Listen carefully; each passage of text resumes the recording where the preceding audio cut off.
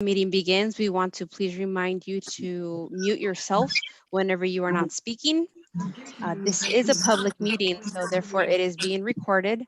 And lastly, there will be a public comment session in our agenda tonight, and we will share logistics during that portion. We do have interpretation services available, and if anybody wishes to, our services are being translated from Spanish, Bengali, and Arabic tonight. From Spanish, we have Victoria Jean Furio and Paulina Mendoza Valdez. In Bengali, we have Janatul Tazri, and I'm sorry to not catch your name very well, but Nurul Amin Noyon. And in Arabic, we have Abir Rihi and Rana Amer. I apologize for mispronouncing for our attendees who may wish to dial into these lines at this time. Spanish interpretation, you may. Thank you so much. Good afternoon. Buenas tardes. Si desea interpretación en español, por favor, marque al número 347-966-4114, número de PIN 633-922-761, signo de número, y de nuevo el número de teléfono es 347-966-4114 y el número de PIN es 633-992-761, signo numeral.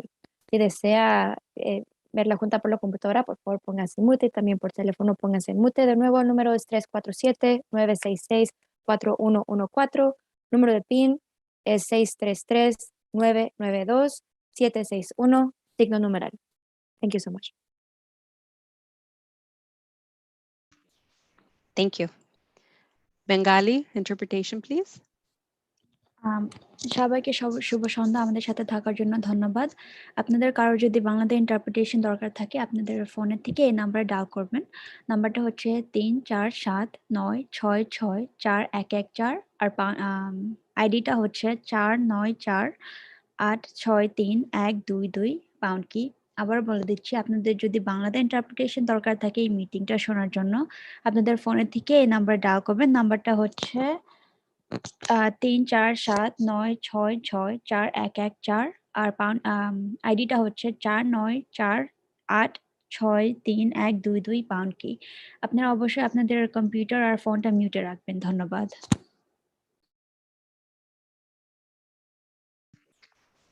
Thank you so much. And lastly, we have Arabic.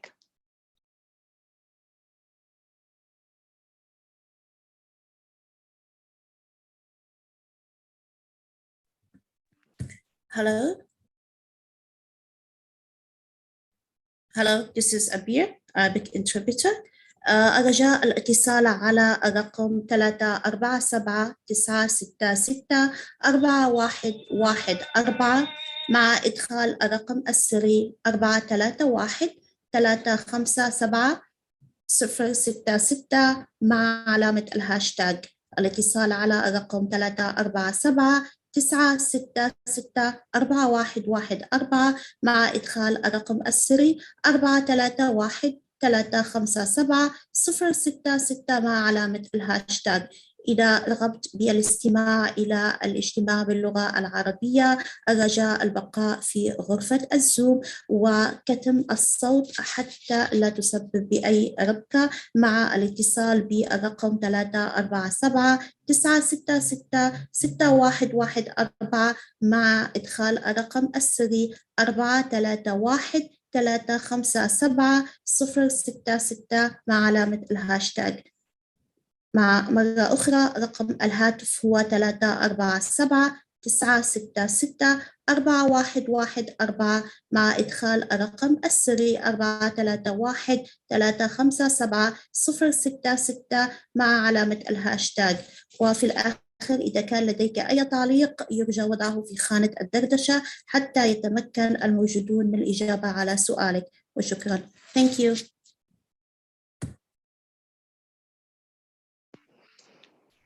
Thank you so much. Sorry, I need to minimize. Because we will have simultaneous interpretation all throughout this meeting, it is very important everyone speaks slower than usual to allow the interpreters to keep up.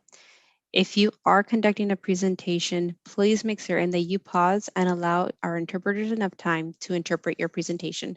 Please do not talk over anyone. And here is our agenda for this evening.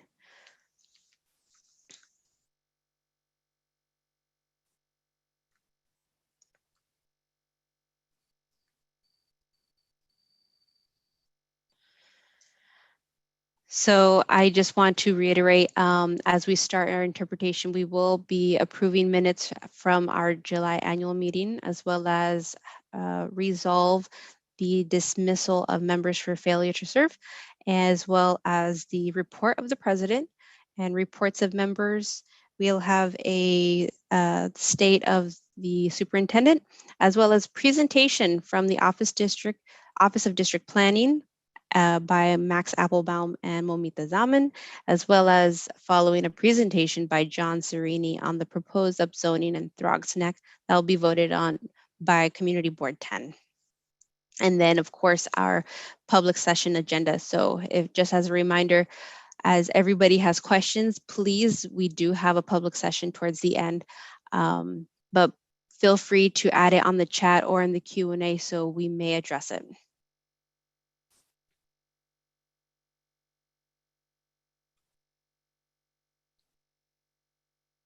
Farah?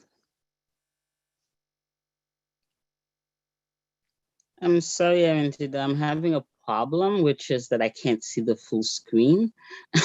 I'm trying to, I don't know what's happening, so I can't see anything except for 3 faces. So I can't see the agenda either. So is it possible for you to stop sharing your screen for a minute so I can try to? Sure. Yeah.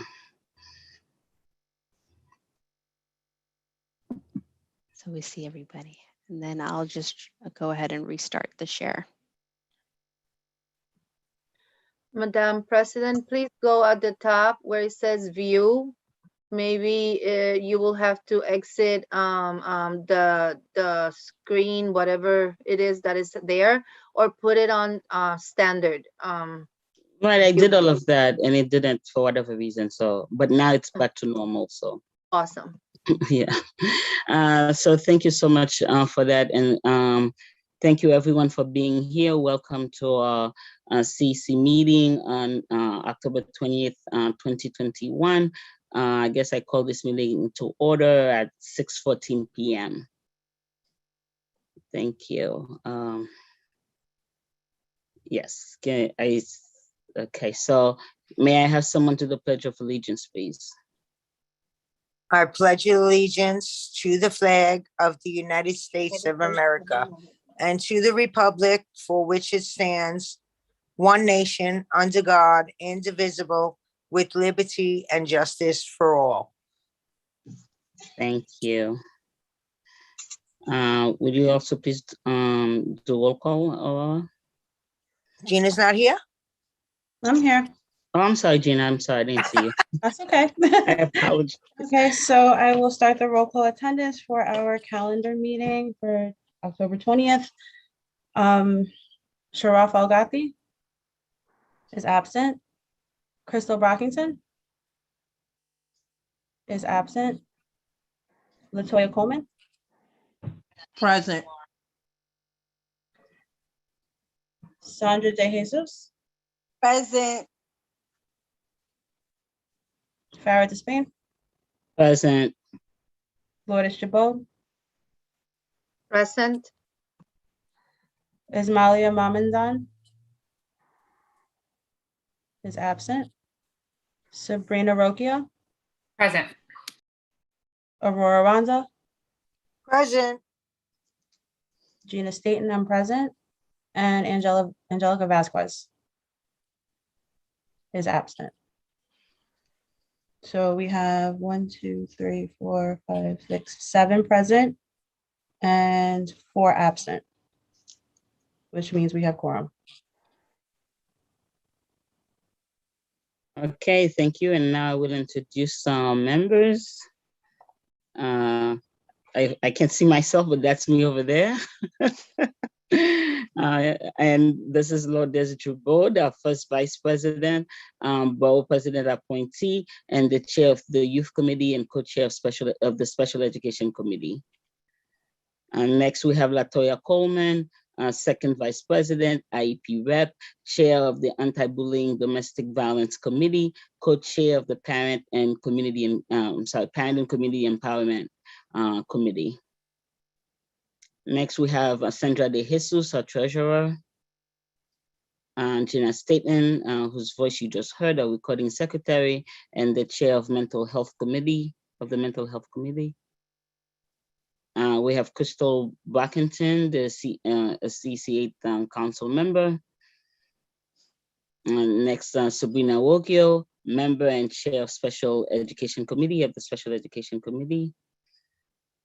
And we have Aurora Wanda, borough president appointee, chair of social media committee, co-chair of the parent and community empowerment committee, and co-chair of anti-bullying and domestic violence committee. Okay, so I really can't see very well. I don't know why. I don't know if it's like this for everyone, but I can't see the. So I guess. Angela, could you tell me where we are next on Sure. The Yes. next item on the agenda will be the approval minutes for July 2021. Okay, thank you so much for that. Motion to approve. I second.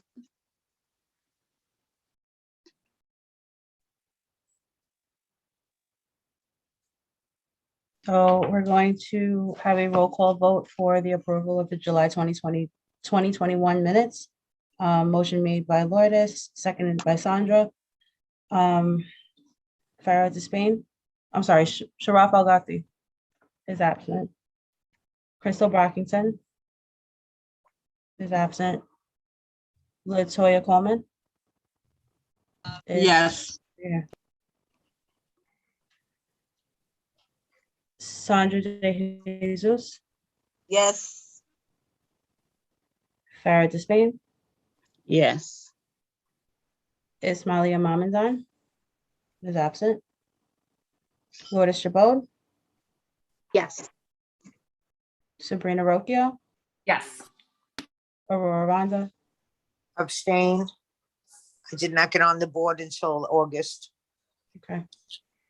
Gina Staten, I vote yes, and Angelica Vasquez is absent. So we have 1, 2, 3, 4, 5, 6 yes votes, 1 abstain, and 1, 2, 3, 4 absent. So the motion is passed. Thank you so much for that. But before we go any further, I understand that we have Senator Sepulveda with us. Senator, would you like to say a few words? No, just briefly, I'm grateful to be on. Farah, I want to thank you again, as always, and the rest of the board members, the council members, for the great work that you guys do.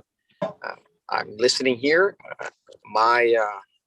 The Senate begins session again in January, and my primary interest is to make sure that I hear the concerns of the community and have conversations about the upcoming budget and how I can advocate strongly for the people that are the children that I represent, and work closely with the CEC, especially this CEC that just does a great work for the kids in our community. Thank you, and I'm more of a listener today than anything else. Thank you so much, Senator. It is great to have you and to always have your partnership, because we do a lot of this great work because of your support. So thank you, as always. Thank you.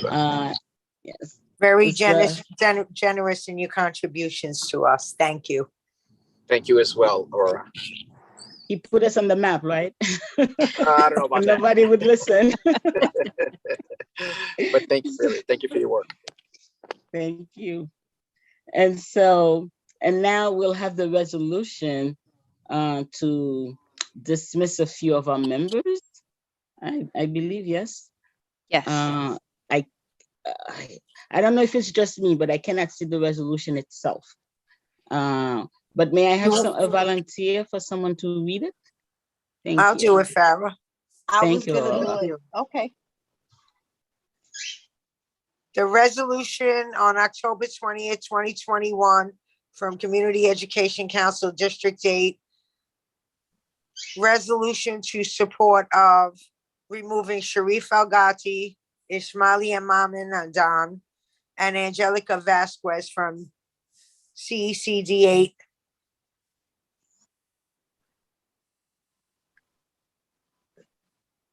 I lost my place, I'm sorry. Declaring 3 vacancies on the District 8 Community Education Council and moving aggressively to fill vacancies on CECD 8 by November 30th, 2021. Whereas the CEC needs to become even more professional and more efficient, and whereas the CEC cannot continue to operate at less than full capacity, and whereas Sharif Al-Ghati, Ismailia Mamin Adan, and Angelica Vasquez, in accordance to Section 5 of our bylaws, have neglected their duties as elected council members by never responding to any of the written or telephonic communications from DHCC, and whereas Sharif Al-Ghati, Ismailia Mamadan, and Angelica Vasquez have not respected Section 6 of the bylaws, which requires them to notify the CEC president or the CEC secretary, administrative assistant of their absences. And whereas New York State Educational Law, Article 52A, Section 2590 states that a member of the Community District Education Council who refuses or neglects to attend 3 calendar meetings without a good and valid excuse of which he or she was notified vacates his or her office by refusal to serve. And whereas the law further states that after the 3rd unexcused absence, the Community Education Council shall declare a vacancy to the chancellor. And whereas Sharif Al-Ghati, Ismailia Mamin Adan, and Angelica Vasquez have, without providing in writing good and valid excuses, missed the following 3 calendar meetings on July 14, 2021 at PS 138, August 31st, 2021 at Zariga, the Borough Field Office, September 24th, 2021 via Zoom. Therefore, be it resolved that the DEACC has moved to vote Sharif Al-Ghati, Ismailia Mamin Adan, and Angelica Vasquez off the District 8 Community Education Council effective immediately, so that we may give ourselves a chance to invite 3 dedicated and available parent leaders to serve with us as soon as possible in order for us to become more efficient. Be it further resolved that District 8 Community Education Council hereby declares to the Chancellor that 3 vacancies exist on the council, duly adopted by the Community Education Council on October 20th, 2021. Be it further resolved that DHCC will move aggressively to fill these 3 vacancies. Motion to remove all 3 members for non-compliance Second. of their duties. Who seconded? Lourdes, second. Thank you. So Aurora made the motion and Lourdes second. The motion to remove the 3 non-attending members. I just wanted to note before I do the roll call that the 3 members are not present tonight as well, so I'll skip over them when I'm calling roll call. So I'll go to Crystal Brockington, who is absent. Latoya Coleman, Yes. Sandra De Jesus, Yes. Farah Despain, Yes. Lourdes Chabot, Yes. Sabrina Rocchio, Yes. Aurora Ronda, Yes. and I, Gina Staton, vote yes. So that gives us 7 yes votes, and the motion is passed.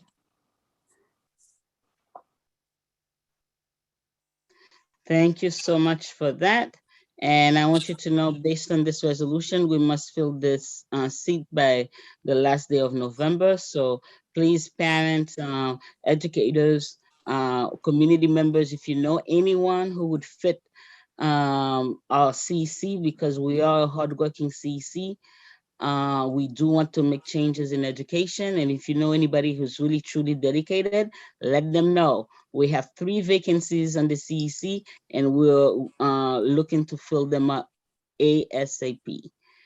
Thank you. So I guess now it's time for my report. So I guess that was part of my report, that we have 3 vacancies. So there's really not much to report, except, you know, it's some of the same things. So as the CC and as all the CCs across I guess the borough, and now known as New York City South, we are working aggressively to get elected officials like Senator Sepulveda to listen to our concerns about the way the school year is going. And to that point, last night we had a roundtable with Senator Bailey, who's also the leader of all the elected officials, because we're all I guess they're all Democrats for now. So the leader of all the elected officials in the Bronx, and we made it clear to him how important for parents to truly be considered partners to the DOE, meaning that whatever is going on into schools, whatever that's going on in schools has to be a partnership. The decision for it has to be a partnership among parents and the experts at the DOE. So to that point, we are moving aggressively to fight to end mayoral control. So we are asking you, all of you parents and educators, to join us in that fight. And as parents right now, we are feeling that the DOE is trying to sort of confuse the issues and distract from the fact that we have serious problems in the schools right now in terms of the shortage of, for example, special education teachers across our district, but across the city. In terms of the safety of our kids, we have a lot of violence going on in our schools. In fact, was it yesterday, a gun was found, I believe, actually, in one of our schools. I think it was the Stevenson High School campus. Somebody correct me if I'm wrong with that, if I'm wrong on that. So we have a situation where our children are becoming more violent. And this is something that when we called ourselves the Bronx Parent Leaders Advocacy Group, we warned, because we had mental health experts come to our roundtables and warn the chancellor and the mayor about the fact that after the pandemic, or when you're pushing the kids back into school in the pandemic, that you may have a surge of violence amongst kids. They didn't listen to us. And now parents are complaining that social distancing is not happening. Kids are not keeping their masks on. Principals, I thank you, because they are doing the best that they can. Teachers, the CEC, really thanks you, because we know that you're doing the best that you can. But this situation is absolutely unacceptable. We have nearly 6,000 cases now, barely 25 days or 26 days into the school year, already almost 6,000 cases of COVID. We have one child that has actually died, and the mayor refuses to talk about whether or not this child caught COVID in schools, or at his or her school, I should say. We know that there's not enough testing going on, which means that there are breakout cases, or I should say there could be cases going on in schools that we are not aware of, and that now they're spreading and we're not aware of it. So meaning that by the time we catch it, how many kids, how many educators have already caught it? And honestly, the solution is simple.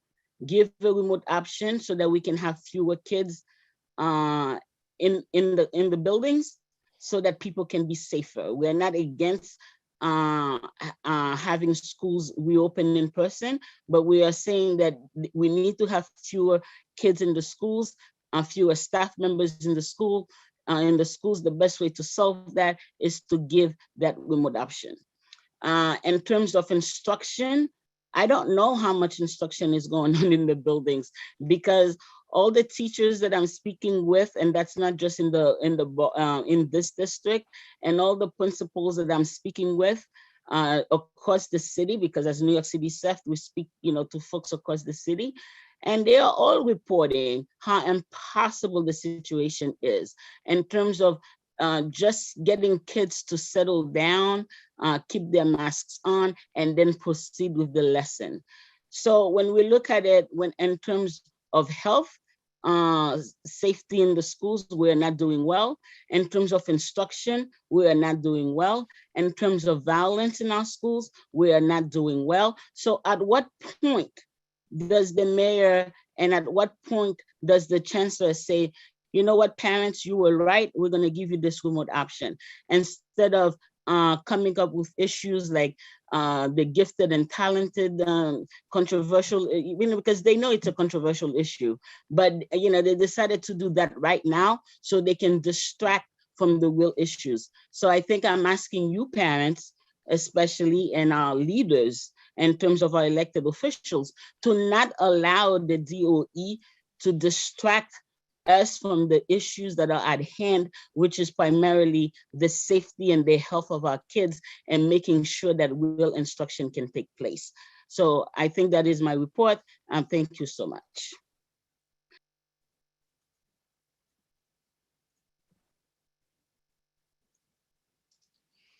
Reports of the members, thank you.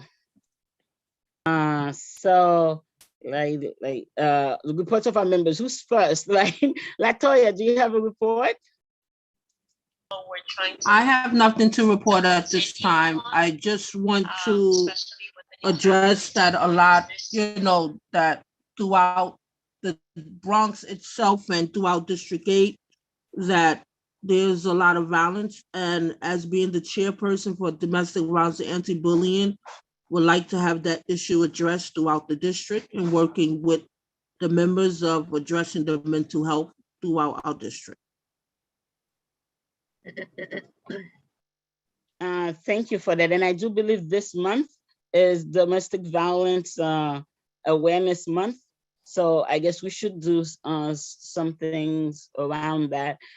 And in terms of counselors, right, and mental health experts in the schools, like I spoke to someone today, or was it yesterday? I don't remember when, but there's the school with almost 600 students, yet we're talking about one social worker and 3 counselors, something to that extent.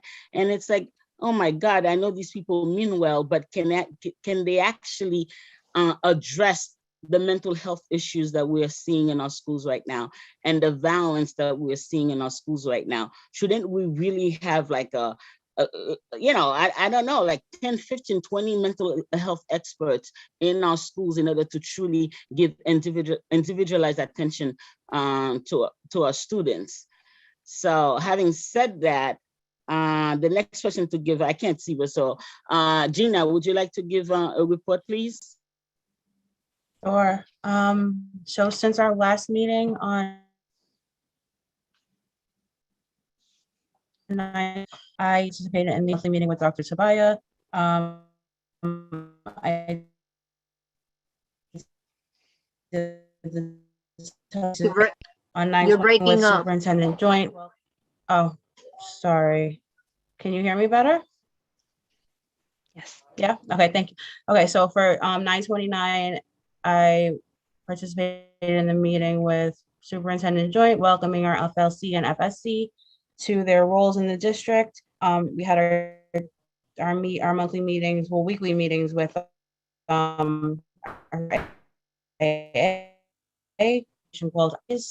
and I believe we're scheduling them to be speaking at our next meeting in November. I would have to confirm that with Arundita, but I believe that's what was supposed to happen.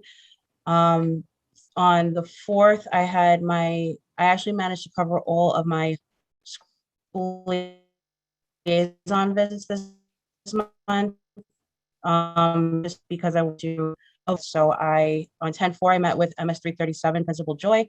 10/8, I met with MS 583 Principal Lopez.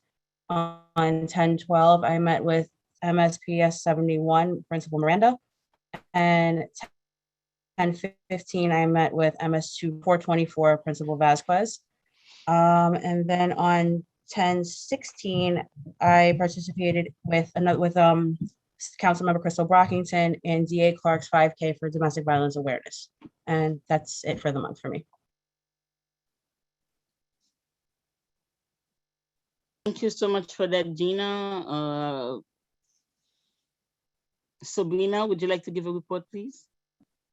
I would love to. Hi, everyone. LaToya, I just wanted to carry over your mental health discussion that you just briefly had. I know that everyone is very much aware, if you're not, about the attempted kidnapping of a child within our district. I am soul crushed over this, and mental health awareness is just so incredibly important to children and adults alike. So I look forward to working very closely with the Mental Health Committee and really making changes within the district. I participated in a meeting with Mr. Ossoff at MS 101, and I'm so excited to get that underway and meeting with other of my liaison schools and principals and discussing the shaping of our students' lives as well as the evolution of the teachers in our classrooms. Thank you. Thank you so much for that. And Lourdes, would you like to give your report, please? Sure, thank you, Madam President. So for my report, in lieu of some of the comments that Madam President made, as a parent of a student in the Stevenson campus, that happened today. It brings me to, certain questions. Well, I will ask later on in regards to lockdown policies and so on and so forth. Everything was taken care of. There was no shots. Yes, there was a gun collected. It happened at the entrance. The student tried to pass it through the scanners, but he got caught. There was no bullets in it.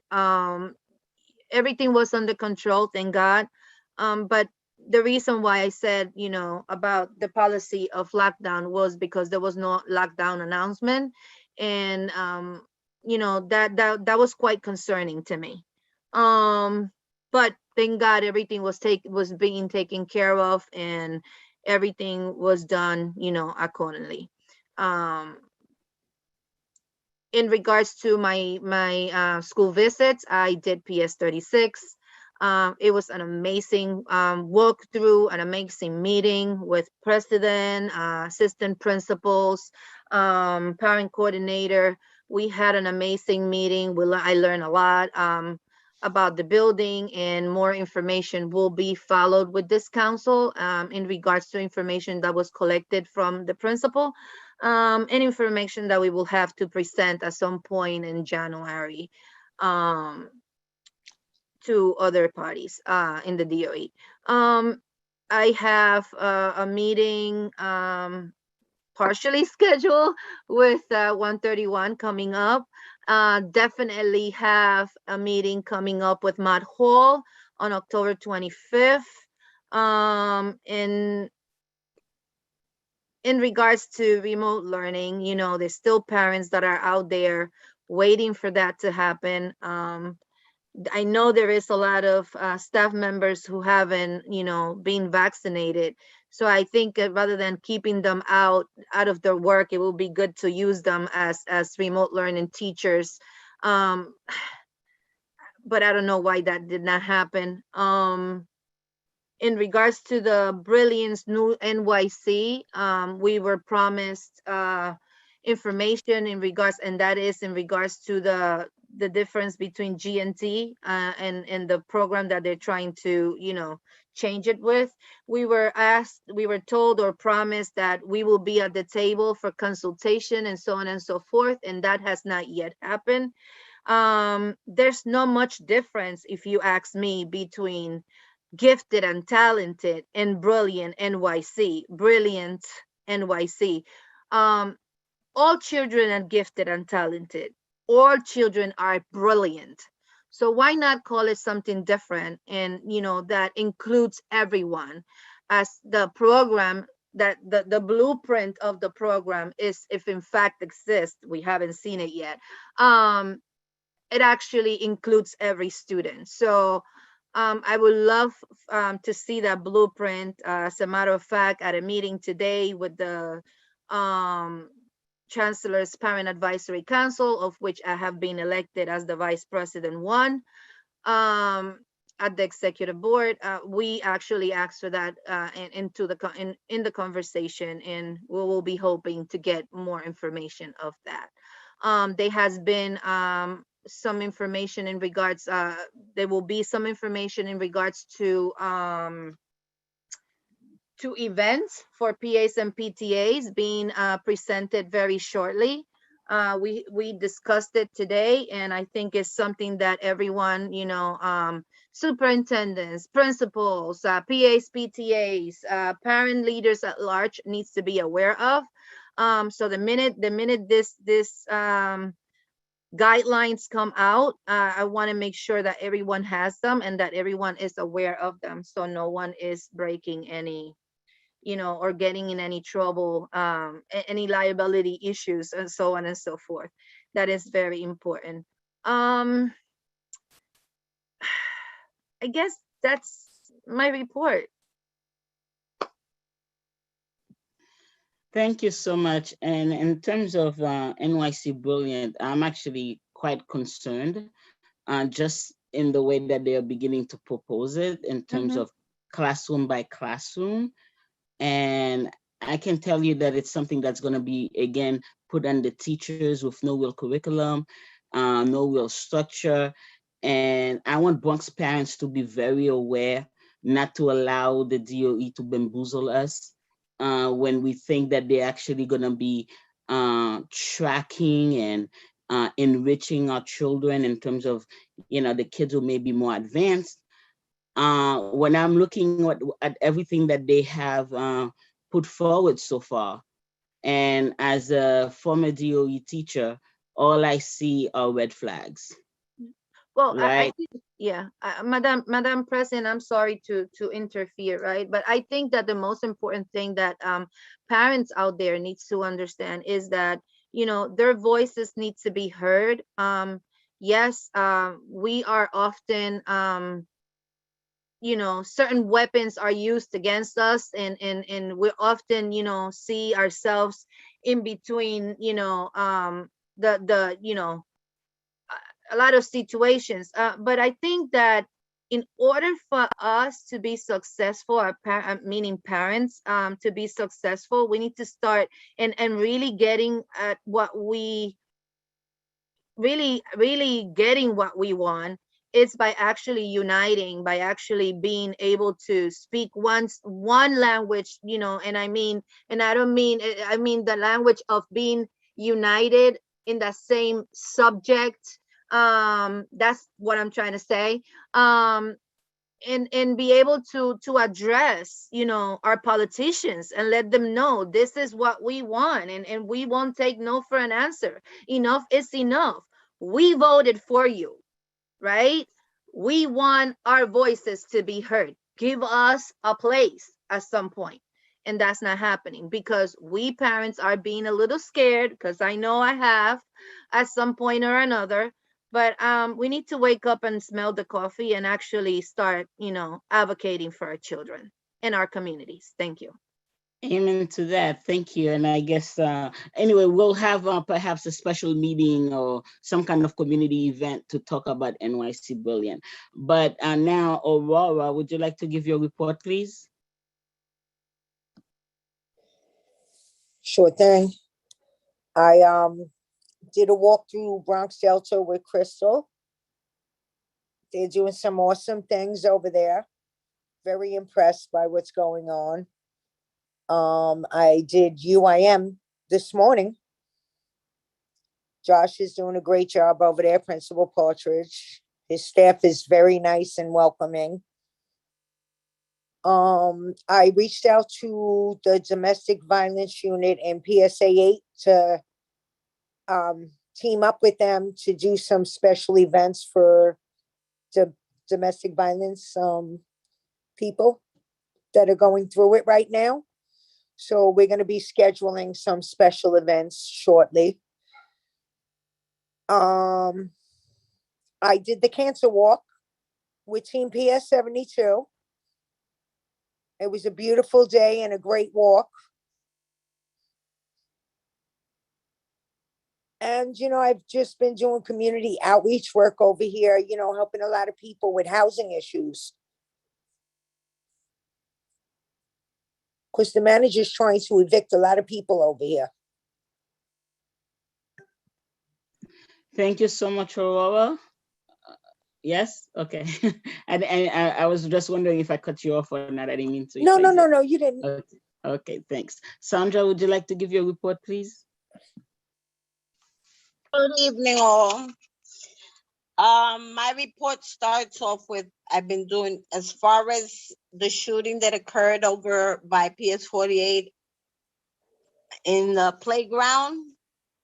I happen to know both the kids that were involved, and I spoke to a lot of the kids in the neighborhood, and I mentor them, I speak to them. They tell me about how they felt about certain things, how they felt about what was going on.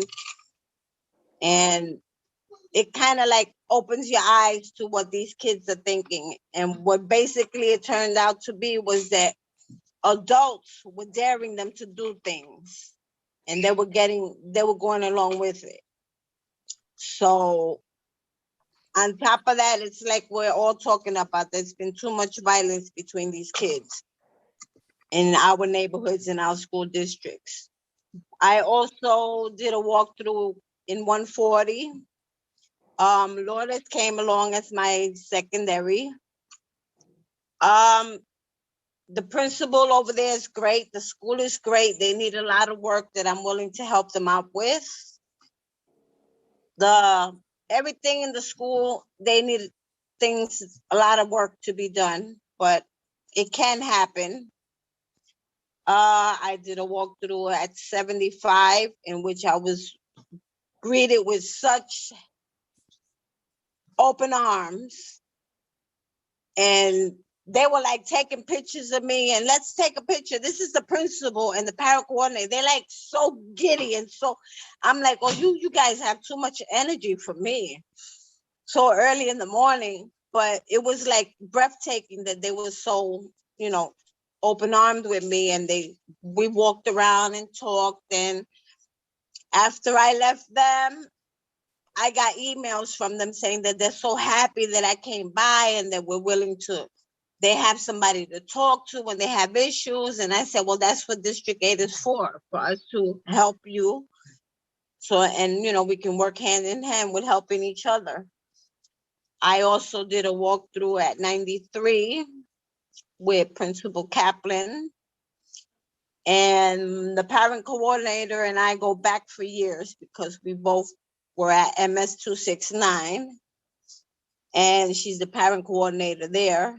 And we walked around and talked about the things they needed help with and stuff like that. And Mr. Kaplan was so happy to see me there, and he thanked me for being back on the board, and I thank everybody else. but it's so much going on. I also did this Saturday and Sunday, I had a community partnership in one of the community organizations, and we did a circus outside. Great outcome because we did it by the Hunts Point train station. And we had clowns and trapeze acts and all kinds of things, and it was great. We also did a prayer walk. I also had the community, we did a prayer walk from Garrison Avenue to the 41st precinct for all COVID victims, fallen firefighters, EMS workers, police officers, family members. We had just a prayer from all different kinds of religions come out and pray. So I have walkthrough tomorrow as a secondary for Sabrina at 182. So we'll let you know how that one goes. But that's about all for now.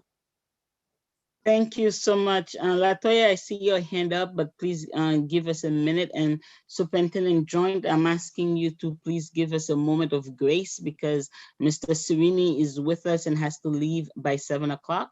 Would it be okay if I let him go before you? Of course, absolutely. Thank you. Go ahead, Mr. Serini, the floor is yours. Hi, thank you. Thank you, Ms. Joint, for letting me go in front of you.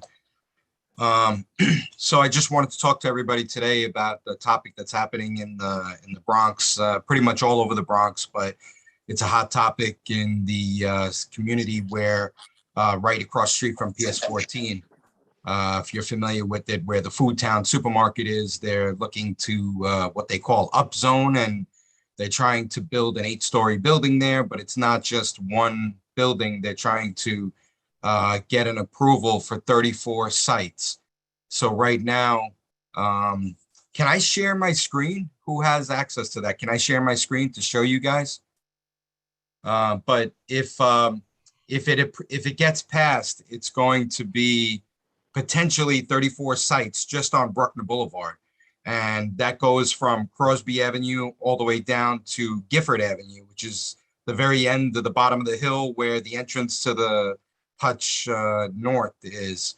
So it's a pretty big span with potentially 34 buildings with thousands of apartments.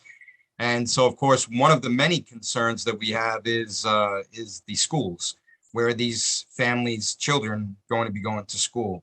And so the schools are already overcrowded and overburdened. As you know, PS 14 built an additional section onto the building recently. And while there might be some seats left there right now, it's starting to get crowded again.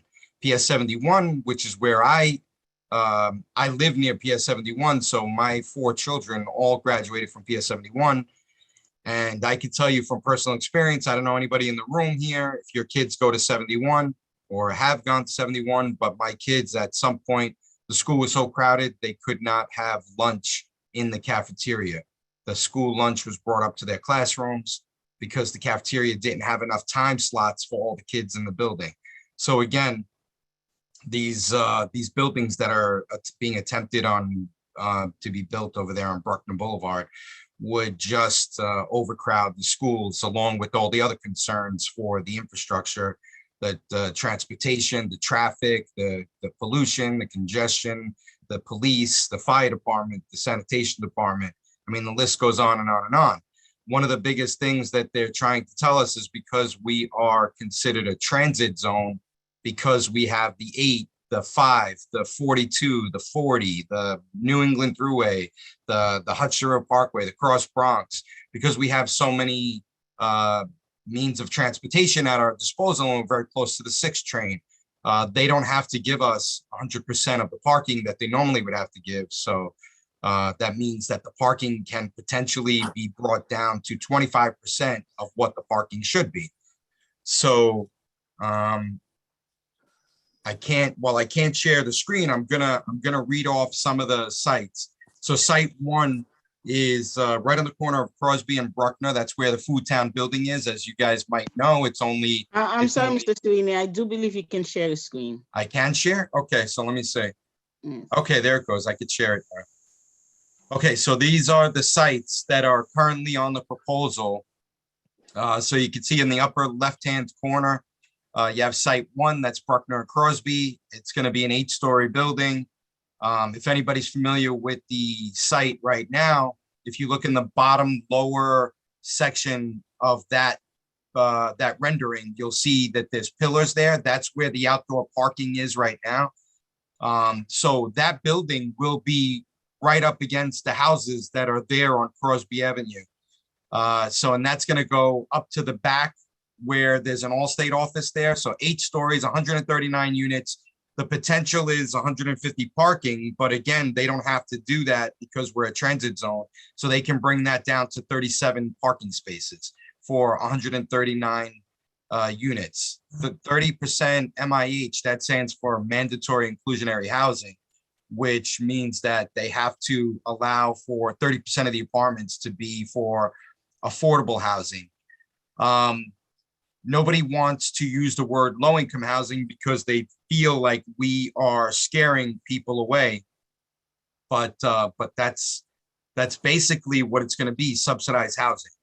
So that's that first building there. The second building, I don't know how many people are familiar with the Throgs Neck community or the Pelham Bay community, but years ago there was something called the Bettigro Garden Center near the corner of Edison and Bruckner. So that Bettigro Garden Center was a great community garden center for people to go buy their plants and their vegetables and, you know, seeds and soil. And it was just a great place, but it's been closed for probably 10 or more years. And that, if anybody knows that, the back of the garden center would go to Meyer Street. So Meyer Street has been closed off from East Tremont. It should have come all the way down to Edison Avenue. But what the developer is trying to do is to demap the street and trying to take over the street for his development. Again, that is going to be 5 stories, 114 units, 73 parking spaces, 30% mandatory inclusionary housing. And again, the 73 parking spaces can come down to less than 20. Site, now that's going to be a pretty large site, actually. It goes from Bruckner, it goes from Edison and Bruckner all the way to the back of Stephen Kaupman's office. If anybody's familiar, he's right in the corner of Tremont and Bruckner. Site 3 is going to be an 8-story building. Now, if you're familiar with Throgs Neck, right on the corner of Tremont and Bruckner, there is a hot dog stand. It's a brand new hot dog place that you can go get food.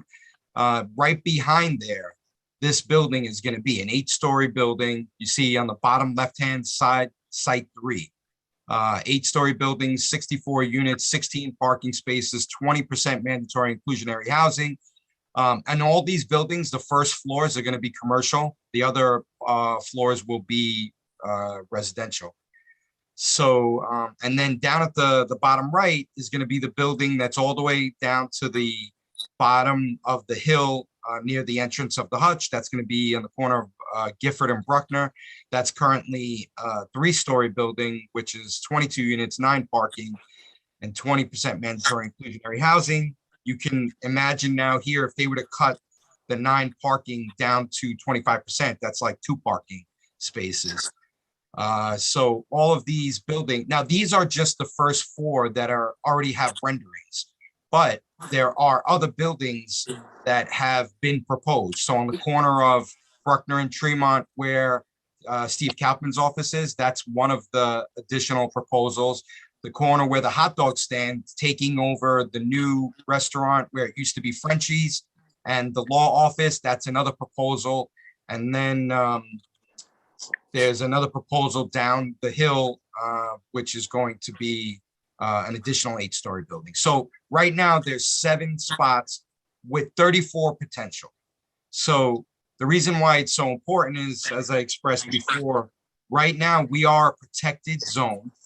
And so I'm gonna unshare since I showed you guys this. We're a protected zone in our community. So right now we are basically, builders can only build, they can only build 2 family homes up to 35 feet tall, but they want to go now up to 85 feet tall. And if anybody's interested in getting the proposal that the contractors sent to the developers, it's 270 pages. I can send it to you. I'll email it to you. There's so much, there's so many lies in it that it's just frustrating. Like, one of the things that the proposal says is that these buildings will not be out of character with our community, which is the farthest thing from the truth, when our community is all 1 and 2 family, 2-story homes. And other things that it does not reference is going to be the pollution, the demolition. How is this going to affect the air quality of our community? It doesn't bring into account all the congestion of traffic, especially during drop-off and pickup time for school children at PS 14, and as well as St. Benedict's School, which is right there on Edison Avenue. It's going to make it a traffic nightmare. It's going to make the schools overcrowded. And this is something that we really hope that we can get the support of the parents who live in the community to fight this. So we created an organization called the Bronx Coalition Against Upzoning. And this is going to be a fight not only for our community, but they're trying to do it in Morris Park as well in various areas. So we have the intention of fighting as much as we have to. And we're trying to raise money so we can hire legal teams, because these developers, as you can imagine, have $1 million attorneys at their disposal. We don't. So we need to raise money. We've currently raised about $17,000. We need $30,000 to hire attorneys and engineers. So we're pretty close to there. We're continuing to have fundraisers.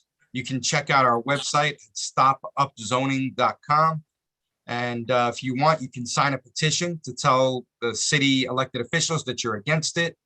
What the petition does is simultaneously, once you sign it, it goes out to 73 elected officials throughout the city and state of New York.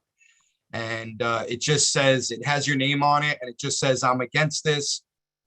We don't want this in our community. And, you can follow up with it if you want in the future with additional phone calls. I can send you a list of every elected official's phone numbers. You can make the phone calls. We're doing a fundraiser on November 5th in the Throgs Neck area. We're doing it at a place called The Strand. It was the old Mannheim Beach Club. We're charging $50 a person. You're going to have food and entertainment, and we're going to have raffles. And of course, the objective is, with the money we collect, we add it to the legal fund that we can pay the attorneys. So I've got a lot that I'm trying to cover in a small period of time, and I'm sorry if I'm talking fast, but if any of you guys have questions, I would love to answer any questions. I know it's a crazy topic and it's a lot to cover, but that's pretty much what it is. And I appreciate you guys letting me talk today, because I would really like this message to get back to all your schools. I'd really like all the PTAs to express this to the parents, that this is something we need to fight in our community, not just in Throgs Neck, not just in Pelham Bay, not just in Morris Park, but the entire Bronx. We really need to let the developers who are coming in with their millions and billions of dollars, and all they're interested in making sky rises and giving, lining their pockets with all their money, but meanwhile taking away the quality of life that we deserve in our community, where we can have green area for our kids to enjoy parks, and we can enjoy our backyards without having to look at these buildings. One of the studies showed that if you're familiar with Bruckner and Crosby, there's St. Benedict's Church there. So one of the studies showed that the shadow of the building will overshadow St. Benedict's Church. So St. Benedict's won't see sun, in the morning. It'll be shadowed by this gigantic building that's going to be there. And it's out of character with our community. It's going to really kill the infrastructure. If anybody here was affected on September 1st flooding that we had, that heavy rain from Ida, the community was flooded so badly. So many people lost everything in their basements. There was 2 to 3 feet of water in the basement. Now, why did this happen?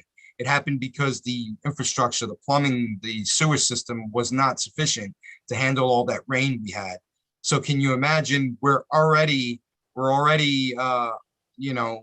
behind with our infrastructure being so old.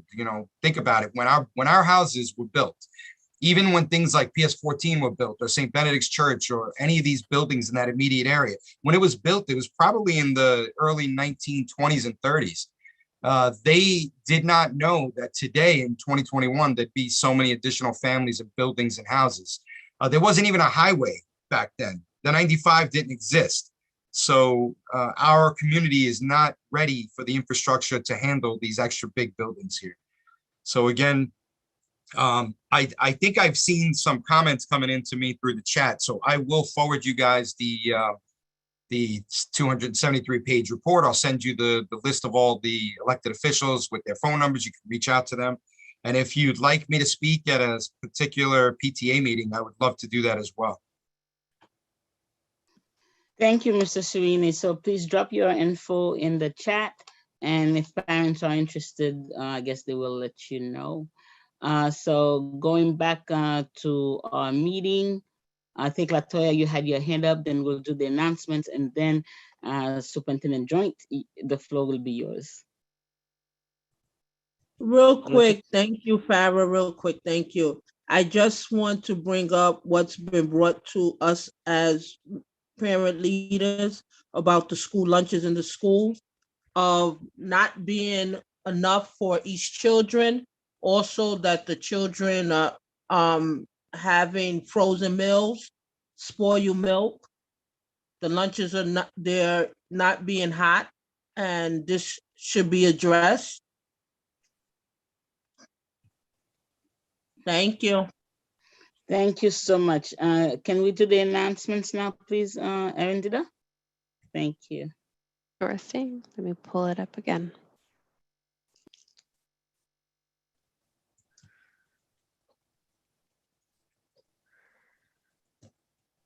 Would you like me to say, or would you like a member to speak on joining? Okay. Would a member like to read, or would we like, would somebody volunteer? Can you do it first, please? You want me? I'll do it. It's okay. I'll go ahead and do it. Okay. This is our Community Education Council email blast list. So if you would like to receive our notifications that goes out to the community, please type in this tiny URL, or at least, I'm sorry, I forgot to update it, but to copy and paste or to write it down.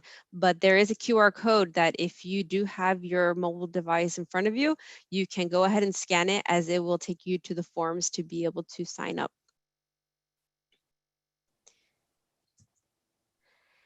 And these are our committees that we have introduced from previous meetings this term. We have the social media committee available for volunteers, as well as our youth committee, ABDV, also known as anti-bullying, domestic violence, special education, and PACE, also known as parent and community empowerment, as well as our newly mental health. I know that it's a hot topic, and not one is unique without the other, so we can all work together. And if you are interested in volunteering, please email at ceca@schools.nyc.gov. I do respond, so if you see, I will forward it to all the other members so then they can see what I am seeing. There is no form of non-transparency. Everything that I receive, I share out. Farah, would you like to speak further on this, please?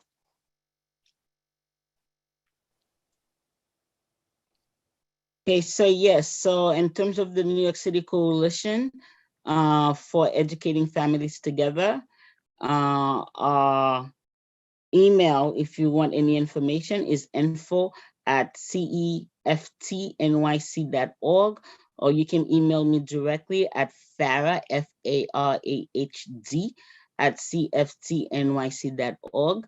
So we just, we are a parent advocacy group made of all the parent leaders in the Bronx, that is the ones who have, become a member. And we are just continuing the work of the CEC that we cannot do every day at the CEC, but we continue it in the community. We keep talking to educators, to elected officials, all to make our education system what we wish it to be. Thank you. I go ahead with that one, Evan, today. I really can't see it. It's okay.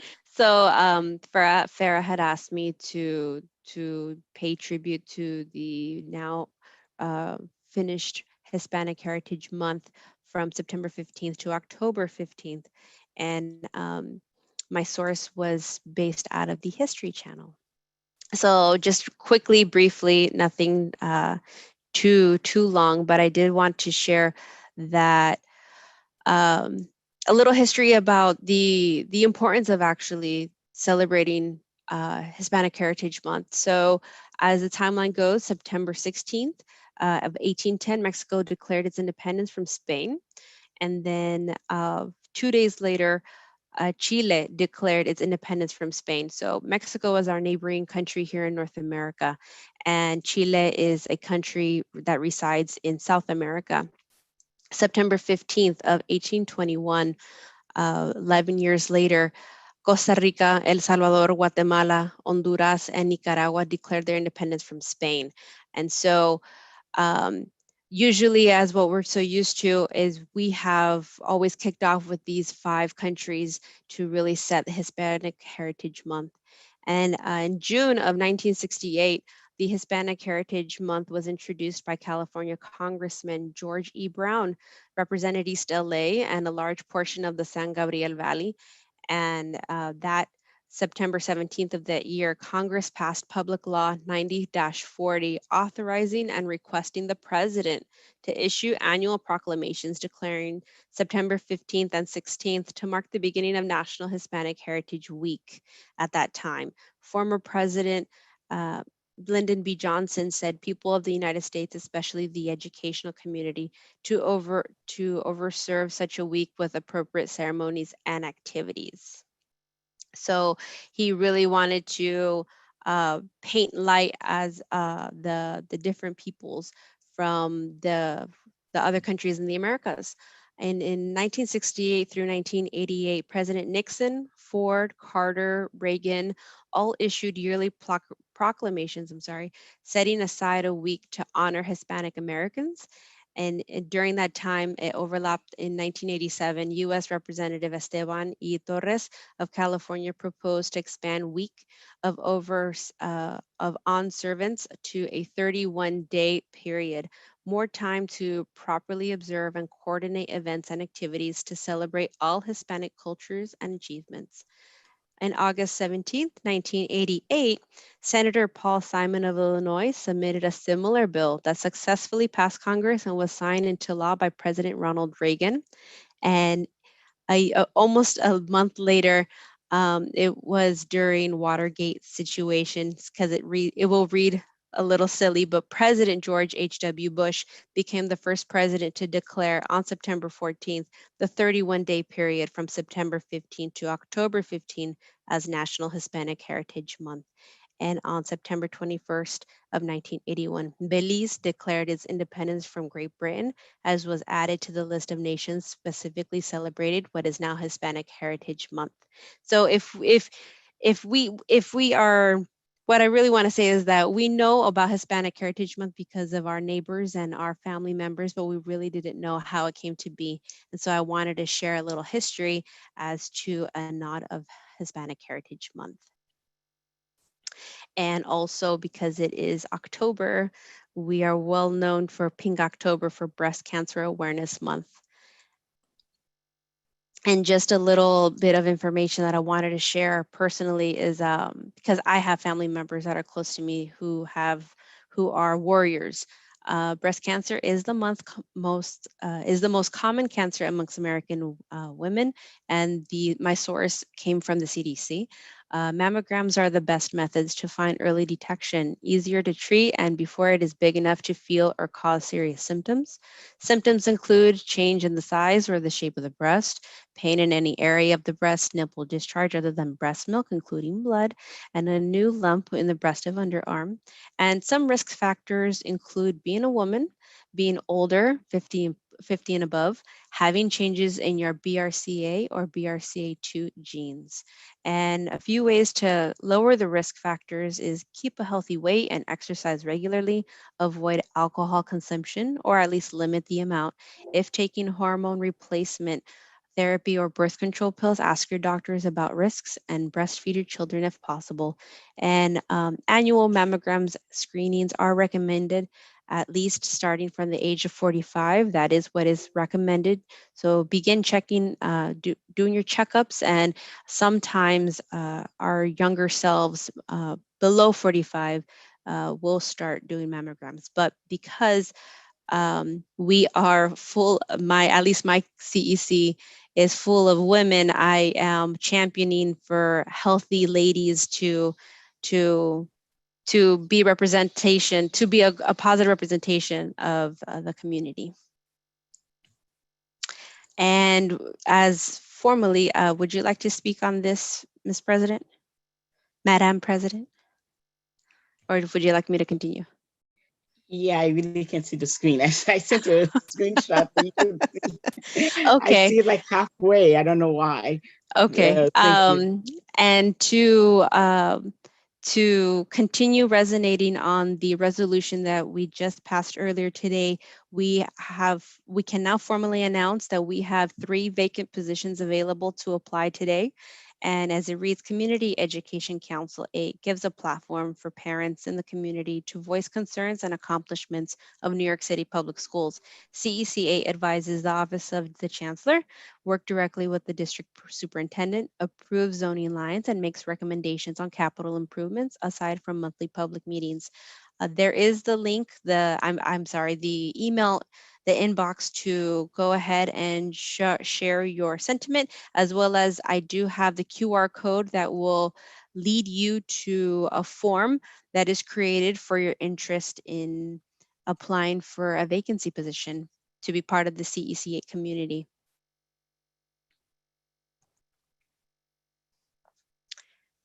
Erendita? Yes. Latoya put in the chat that you should make it known that one of the positions is an English language learner. Yes, absolutely. I apologize. So yes, one of the 3 positions is an ELL position. So if you know of anyone who can be of service of the community as well as our family and friends, please do so. Please support, because I believe that especially with different languages, we all benefit together. And we also have the vacancy of student member. And if someone, or if you know of any high schooler who likes local student government, have them apply to the superintendent office to Superintendent Joint's email. So it would be JOYNT, jjoint@schools.nyc.gov. I might have one. If you do, please share and send them that way, because it would be amazing to work with our young adults, our future young adults. It would be awesome. Yes. All right, so next on the agenda, we have Superintendent Joint. The floor is yours. Thank you. Can I share my screen, Erendita? Absolutely. Thank you. So first, I want to say thank you for all those that are here tonight. I thank the principals, the assistant principals, the parent coordinators, and of course, the parents that are here tonight. We appreciate your time, and we know your evenings are busy, but thank you for sharing this evening with us. And CEC Board, thank you for having me here tonight to give my State of District 8 report.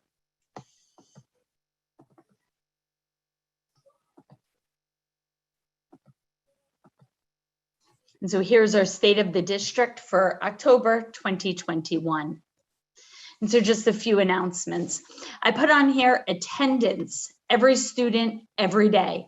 And please ensure that your children are coming to school. I like to report that District 8 is above 90% with year-to-date daily attendance. And we're up. We're continually moving up with the goal of all schools being above 92% for the year. Many of our schools are already above 92%. We do understand that there are times we have to stay home, particularly with the daily wellness check, but we love to see kids here every day. We have so much planned in our District 8 schools. Instruction is live and well. And we need to make sure that your children are here every day. I will also report in terms of staff attendance, all of our District 8 schools have 93% or more vaccination rate, with over half of our schools at 100% vaccination rate. And what that means is vaccination rate in total before the deadline. Yes, everyone in schools is vaccinated now, but I'm very excited to report that many of our schools lost nobody due to the vaccination mandate. And so all teachers that were in the school and should be in the school are still in the school in District 8. Some schools were affected by the vaccination policy, but working steadily to fill any needs that they may have in the school.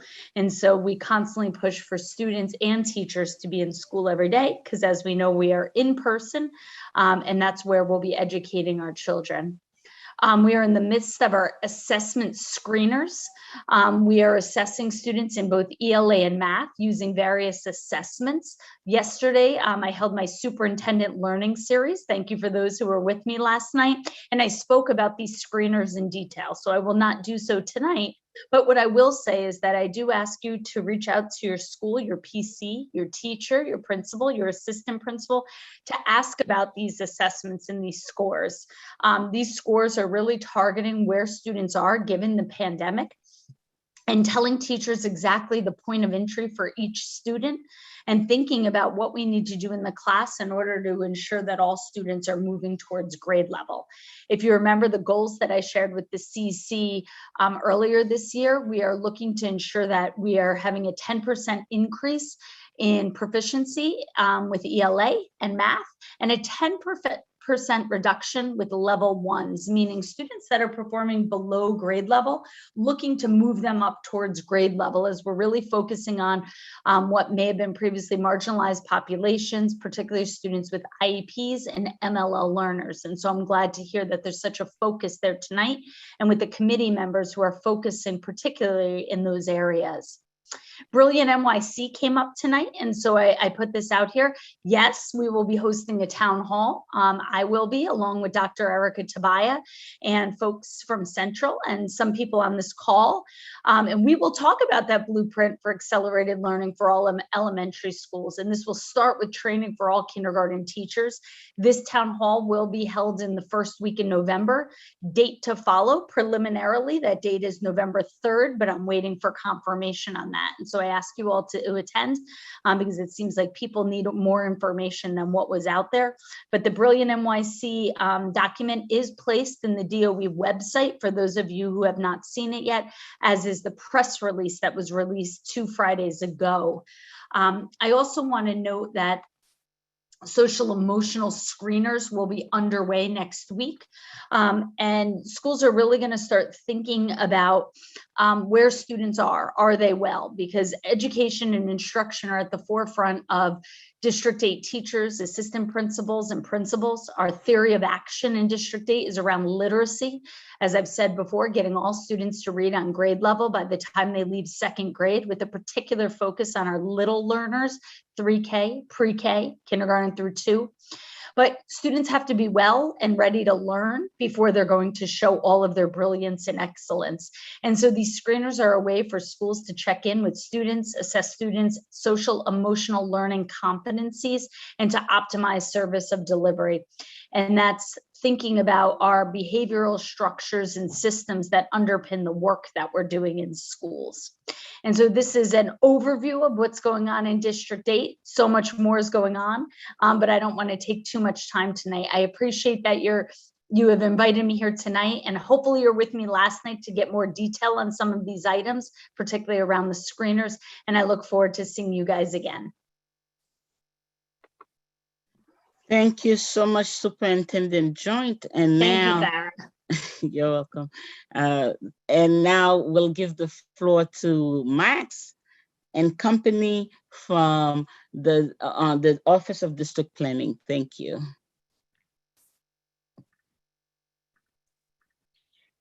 Thanks very much, Farah. Thanks very much, CEC 8. Hi, everyone. I'm Max Applebaum. I'm the Director of District Planning for the Bronx. And I'm here with Mumita Zaman, who is our Associate Director for the East Bronx, Districts 8, 11, and 12. So I'm actually going to pass it to Mumita to go through a little background on who we are as an office, and then get into some data for District 8 specifically that informs how we think about the needs and opportunities for the district this year.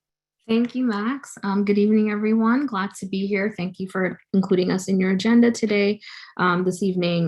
This is my first time joining everyone here, so glad to meet so many of you, and hopefully, we'll get to know many more with our time together.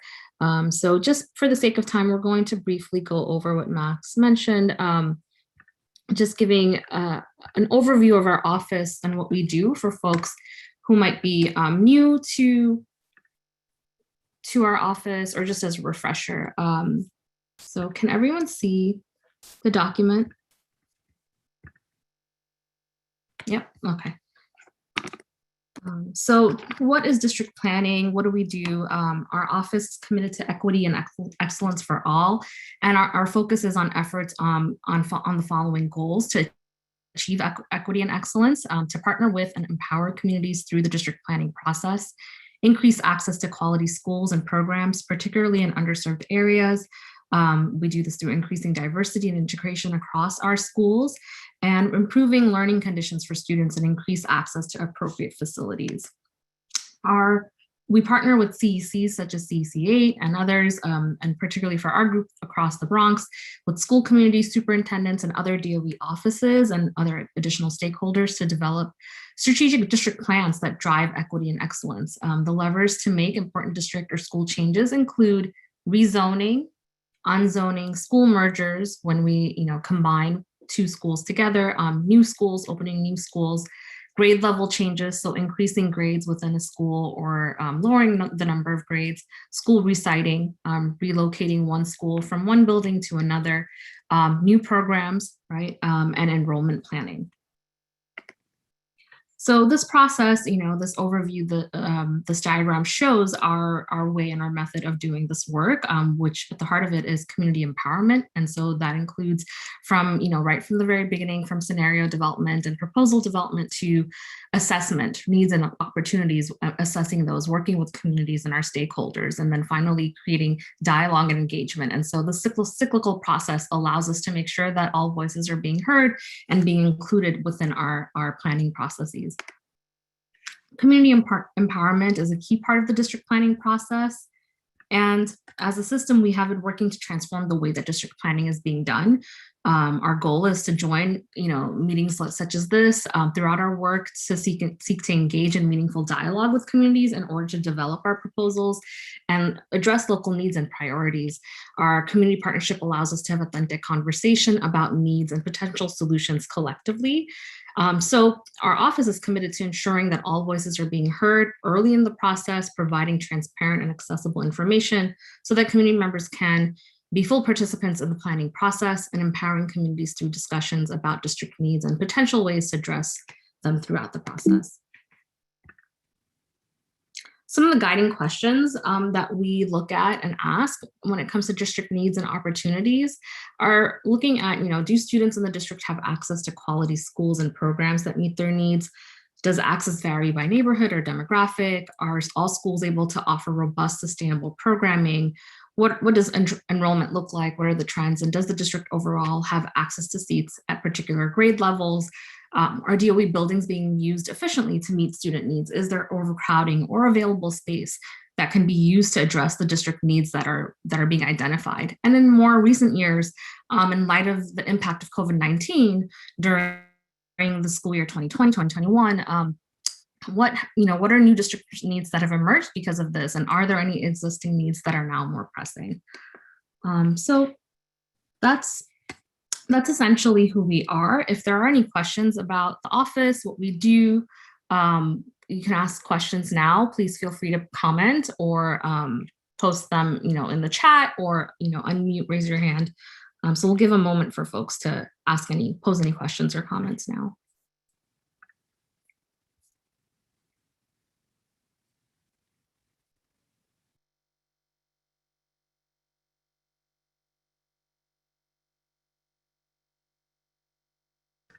If not, we can move along and we will go to our district summary.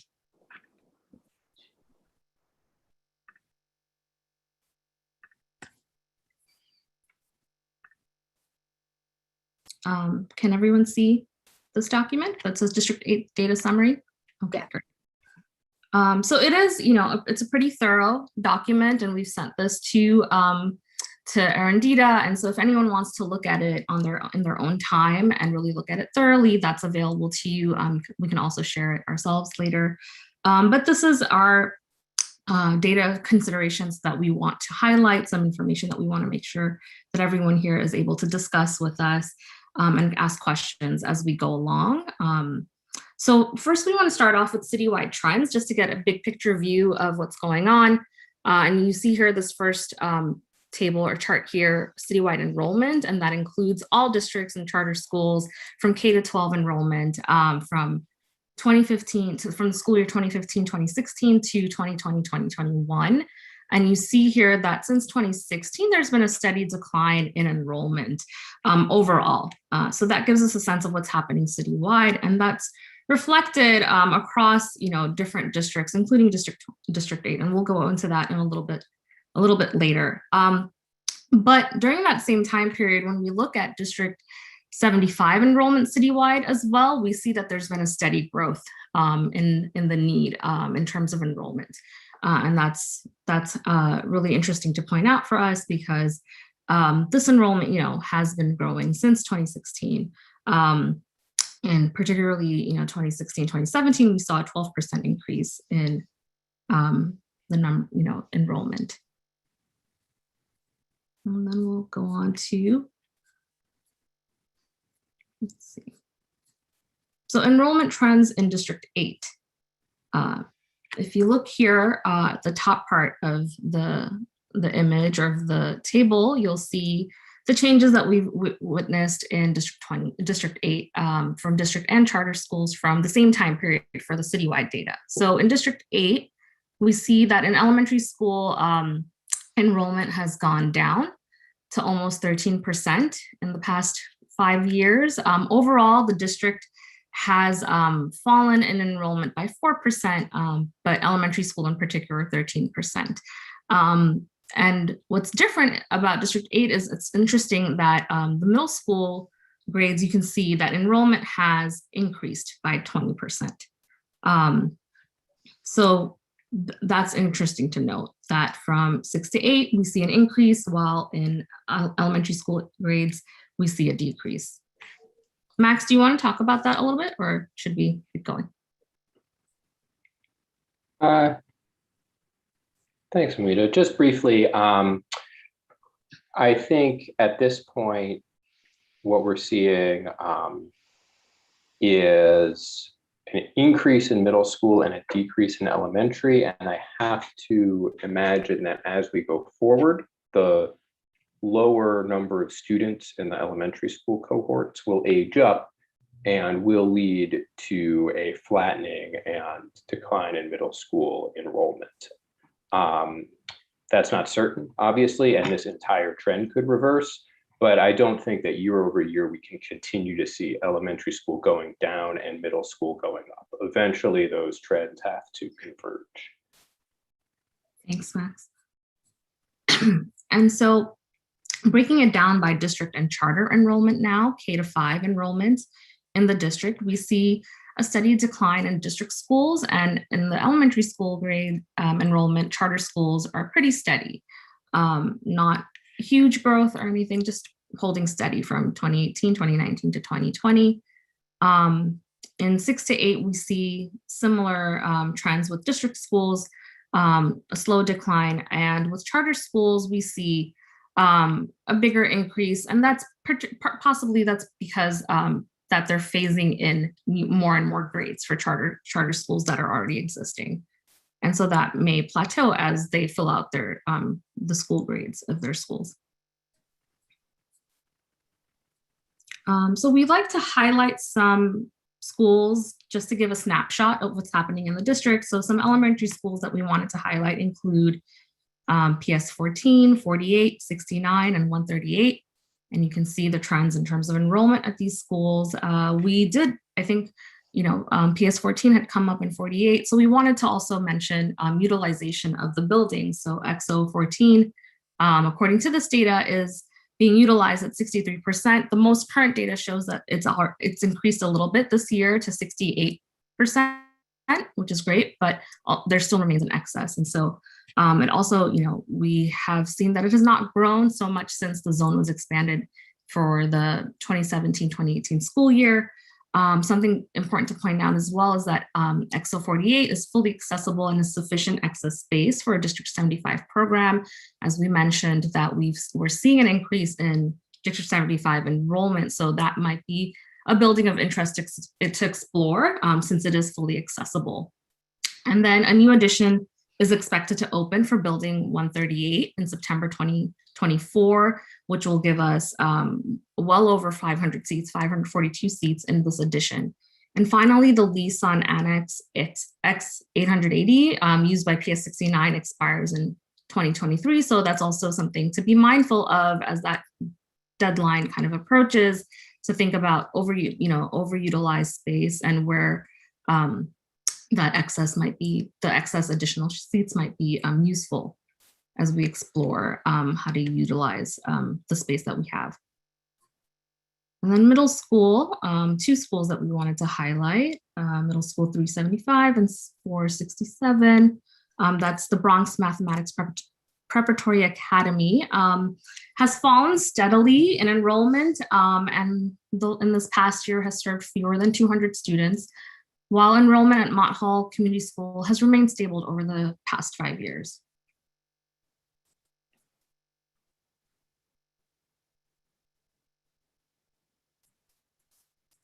And I think we also wanted to show a little bit more on capacity. Let me scroll through. So where are district residents enrolled? So overwhelmingly, district students are enrolled in District 8 in elementary school, 80%. And for middle school, similarly, almost 75% are enrolled in District 8.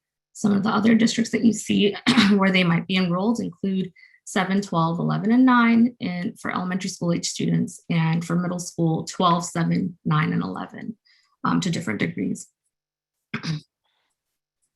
And here this chart shows, as we see enrollment decline, that we have capacity, right? So K-5, we have actually a lot of excess space and capacity for K-5 seats in the next 5 years. And so this projection shows you where we think enrollment will go in the next 5 years and what capacity will look like up to 2025. So a lot of that capacity also, again, 138, X138 with that new addition in 2024 will also give us a good number of seats. And similar with middle school seats as well, from 6 to 8 capacity. The red line being the 6 to 8 capacity, and the blue is the projection of enrollment.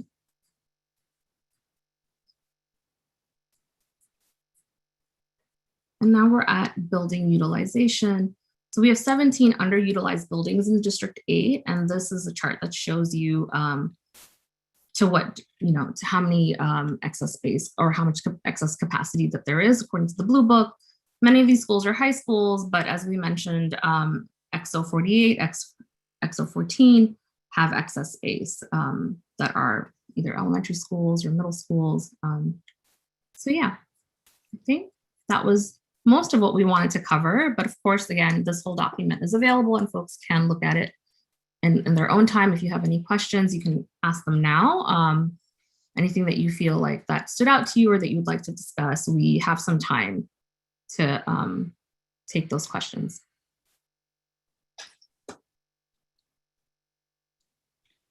Yeah, Mumita, someone just texted me if there are any plans to relocate schools or to collapse the school. Max?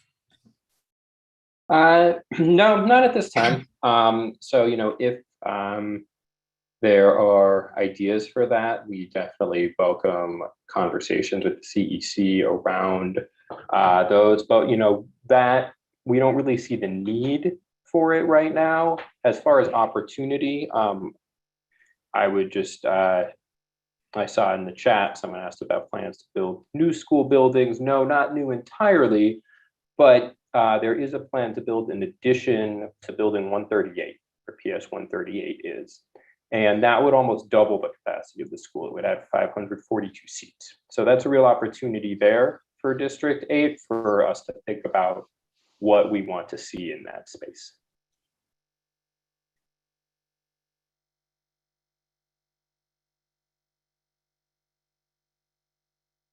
Thank you so much, Max. Any other questions for district planning? Anyone from the CEC or parents in the audience? I saw a raised hand, but I'm not sure if they still want to pose a question. I have a question. Sure. How can we go about getting, we've spoken about a school building that it's an actual ECC building. And we've been going over for PS 48's ECC, we've been going over it for years about getting the pre-K and the pre-K and kindergarten classes to be expanded, like have an extra floor on it. How will we go about doing that? Because it's been spoken about for a while now. Hi, Ms. Daisy. So it's one floor, it's like a one floor building. And so we want to like build another floor on the top. So expand the capacity for 48. Right, exactly, yes. So when we look at the numbers for our capacity calculation or our instructional footprint, which is the space that each school is entitled to, we actually see that PS 48 has additional space beyond what every elementary school in the city needs based on its enrollment. But it sounds like I'm hearing differently from you that it's actually the school feels like it could use more space. Yes, for the younger children, the early childhood center that we have. Like for 3K, pre-K, it's like basically, we have so many other parents that want to bring kids into the school, but the school is too small. So we feel if it's, you know, an extra, and then plus we're having the Spofford, the peninsula coming in with so many new housing. There's gonna be so much housing put in that area, right down the block. It's on Spofford Avenue as well. And one building is already finished, and it's on the corner of Monida and Spofford, right across the street from the school. And then down the block, they're already finished with one of the buildings that has like 20 floors. So we're gonna have a lot of new people coming into the residence. So I was wondering if there's a way we can start to try to plan and maybe expand the small school, the ECC school. So you're talking about what like we have.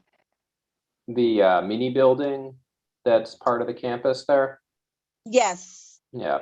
All right. So I mean, Superintendent Joy, let's talk about that. You know, from what we see, there's about 300, there's room for about 300 additional students in the school. And so I don't think anyone should be turned away from that school, certainly. We also do look at construction for our future planning. And I will say that usually when you think of a new housing development, it's not going to be that many students, even like a 20-story building. If you're talking about, 200 units. If you even think about, think about how many of the people moving in there are families, how many they have kids, and then divide that by each grade level. Usually you're talking about a few kids per grade. So it is something we account for, but I don't know. I mean, we'll have to, we'll talk, Superintendent Joy and I will connect. We can speak with the Office of Space Planning about, what it looks like really on the ground in 48, because obviously the numbers don't always tell the whole story. But I just wanted you to know what numbers we're looking at as a starting point. Okay, but I was also thinking about for like District 75 students. And I mean, that's been a need in the Bronx year over year, as I believe Mita showed us, that, you know, District 75 enrollment has been increasing. And so if there's a need for future years, a need in that area, that is something that we may look at. Absolutely. Okay, thank you. I see a question about opening an ECC. I assume we're talking about an early childhood center. The DOE sometimes confuses ourselves with acronyms. An early childhood center used to mean like a K-2 school, but these days it probably means like a pre-K, 3K center. Is that what we're talking about?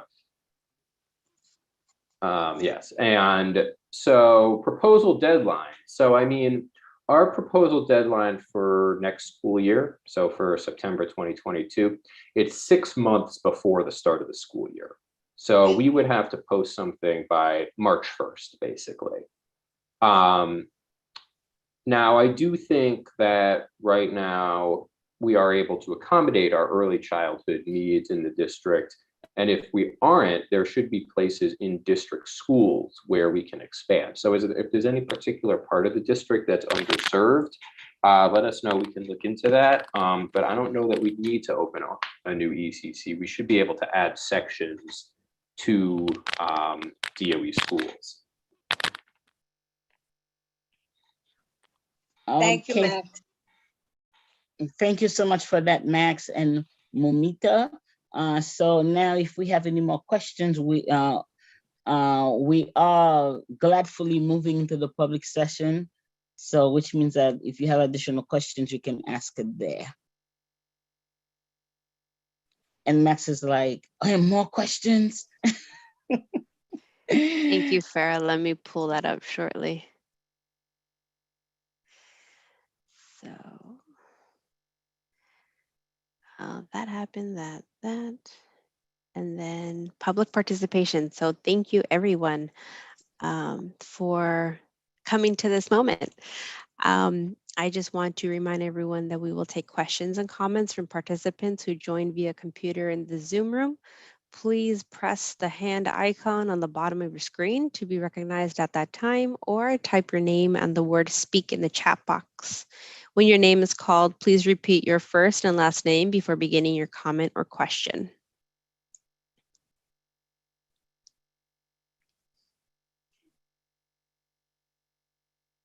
Pardon the interruption, Indira. Is that the only platform where we're going to accept questions? Are we also going to interpretation lines, and are we also taking phone line questions? We are doing both as well. So I suppose we're going to just do one by one for now. Or would you like me to read on through? That way the folks could be informed and formulate their questions in advance, and then we can move a little smoother. That'll be the preference. Thank you. Sure, thank you. As well as we will take questions from the phone lines as well, from Spanish, Bengali, and Arabic who wish to speak. There will be a long pause, and we appreciate your patience. And if you have called in using phone only, we will call out the last 4 digits of your phone number, and we'll manually unmute your line to allow you to say yes or no if you would like to ask a question. If you do wish to speak, please state your first and last name slowly before beginning your comment. So we will go ahead and begin with the Zoom room. Yes, Mr. Rendida, I see 2 hands. The first hand I saw up was Renee Arroyo, and the second was Sabrina Skelton, and followed by Michelle that just raised their hand. So that is the order that we will follow for now. So at this time, what I'll do is, Renee Arroyo, you are unmuted. You may ask your question at this time. Good evening. Renee Arroyo, teacher at PS 304. My question has to do with the planning for the district. With 304 sharing the building with a middle school in District 75, I'm curious to know why there's not a plan for After a 2 new miles, keep building. left. Sorry, for a new building. Especially a elementary school building when we're short of space. So when you look to build, is it just for seats or is for sharing the facilities like the gymnasium, the library, the auditorium? Thank you for your question. That's my question, yes. Thank you. Yeah, I'd say, we do primarily look at seats and capacity versus enrollment. The most important thing is to make sure that everyone in the community has seats, has a seat to go to school. Now, we do, when we plan co-locations, take into account those shared spaces, which we know can be challenging, especially the cafeteria around lunchtime. That said, we do have a lot of successfully co-located buildings around the city. It really is sort of one of the basic models of a DOE building. 101 has definitely been overutilized in the past, and it may still be. We probably have that somewhere in this data here. I think that we can, we rezoned that area 4 years ago, and we've been checking in on that every so often, every year going forward. I think PS 304 is pretty much at its enrollment targets, but we could, as enrollment declines across the Bronx, if that holds in future years, we can really think about what our capacity targets are and should be. For example, right now, as Mamita mentioned, PS 14, which is sort of the next school over from 304, they're at 68% capacity. So there is additional space in the district that we can think about creatively about how to leverage in the absence of a new building. And again, we have a lot of capacity coming in at 138. I know that's the other side of Westchester Creek. So, we might have to get a little too creative. I don't know if that can help 304. But, right now, we have the seats we need on a district level. We have more seats coming. So I think we want to think about how we use that capacity to the highest and best use. I do want to acknowledge the question, although it's not exactly in our portfolio, but I want to make sure we acknowledge there's concern with the food at 101 and 304. So Superintendent Joint, maybe we should connect about who reaches out to the school food on that. I assume that's not a matter of scheduling the lunch periods, right? That's just like Yes, those are separate questions. So there's a gas main leak in that building. Hot lunches, since this has been brought up in this call, Principal Rossoff, Principal Galliano are on this call right now. Hot lunches will be ordered from outside, ideally starting tomorrow or as soon as possible. The request has been put in by Principal Rossoff while this call has been happening. I also reached out to the Director of Facilities to see why Con Edison is taking so long to remedy this issue. And so this is a prime example of when you raise your concerns, we'll act on it right away. We weren't, this wasn't brought to my attention, but we can quickly take action once it is. And so that will be remedied as soon as possible, if not tomorrow, by Friday. Thank you, Superintendent. Thank you, Max, for those replies. I'm looking at the list. The next person that's scheduled to ask that question is Sabrina Skelton. At this time, you're unmuted. You may ask your question. Hi, good afternoon. Good evening. Can you guys hear me? Yes, we can. Thank you. Hi, my name is Sabrina Skelton. Two questions that came up, I guess, in regards to the planning. So my question, I had the CEE question about, adding on to having like 3K and 4K programs. So I think my question ties into actually what the previous person had mentioned in regards to space and capacity. So it's one thing to fill seats, but then the uses of these seats and allowing for the full, are these children gonna have the same access to, having the capability to do the things necessary once they're in those seats? I don't know if I fully heard the response to that in regards to how that will be done. That's my first question. And then my second question, sorry, I waited kind of long. I'll get back to my second question. I had it, but I lost it. If you can expand on how that looks, because I feel like there can be 3K and 4K seats, and I feel like in this district it's needed. It started on the south side of the Bronx first, and I'm glad it got picked up on this side about 2 years ago. But I feel that there is the need in District 8 to have more 3K and 4K seats. And I personally would like to see that happen because there's space and availability, and within our zones. It shouldn't be that a parent is going from taking their kid from, let's say, Classon's Point, all the way to 182, 182, if there's space in 174, have them on 174, or, vice versa, just allowing, for more, filling of those space and capacities. Thank you. Thank you for your question. Thanks. So yeah, we work closely with the Division of Early Childhood Education to make sure that the demand for 3K and pre-K seats is met. And so that can mean opening new programs in district schools or partnering with, I believe, NYSEEKs, the community-based organizations that offer those seats. So on the district as a whole, I believe we have met the demand for seats, but I understand the concern about families having to travel. And we can look into the more localized needs going forward.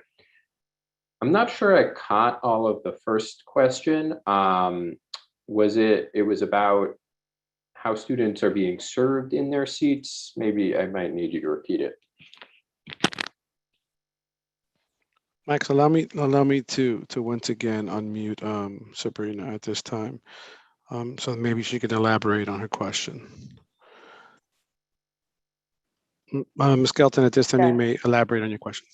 Thank you. So yes, it was that. It was to say, like currently I have a child in 182, and so yes, that was my question. The seats that they're filling the seats, but the capacity of the things and interaction that they'll have, such as, the park space or the play area, or like the teacher said previously, libraries, or, different access rooms that, students should have, maybe the gymnasium, things like that.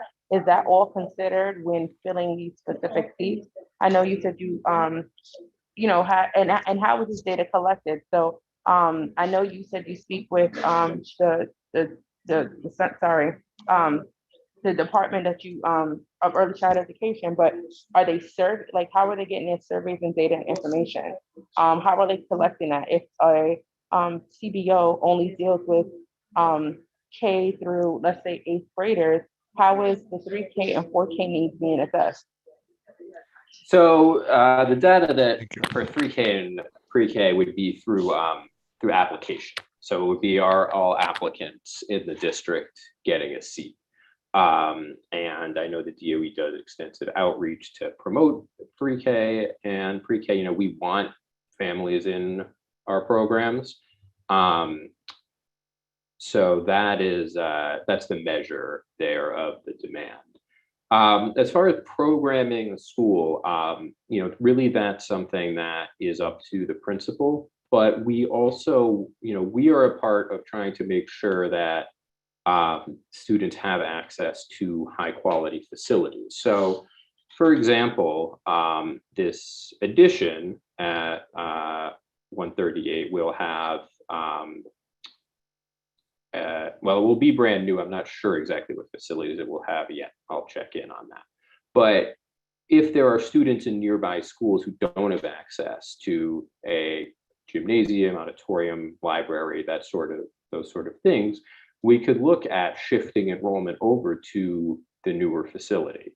And similarly, if we see a sustained drop in enrollment across the district, you know, we've already removed all the like real trailers, the transportable classroom units, but there are some mini buildings that maybe we want to have a look at and say, you know, do we really need that capacity? And is it the kind of capacity that we want to be providing to our district aid kids? Thank you, Max. The next person who had their hand raised is Michelle. Michelle, at this time you have, you're unmuted, you may ask your question.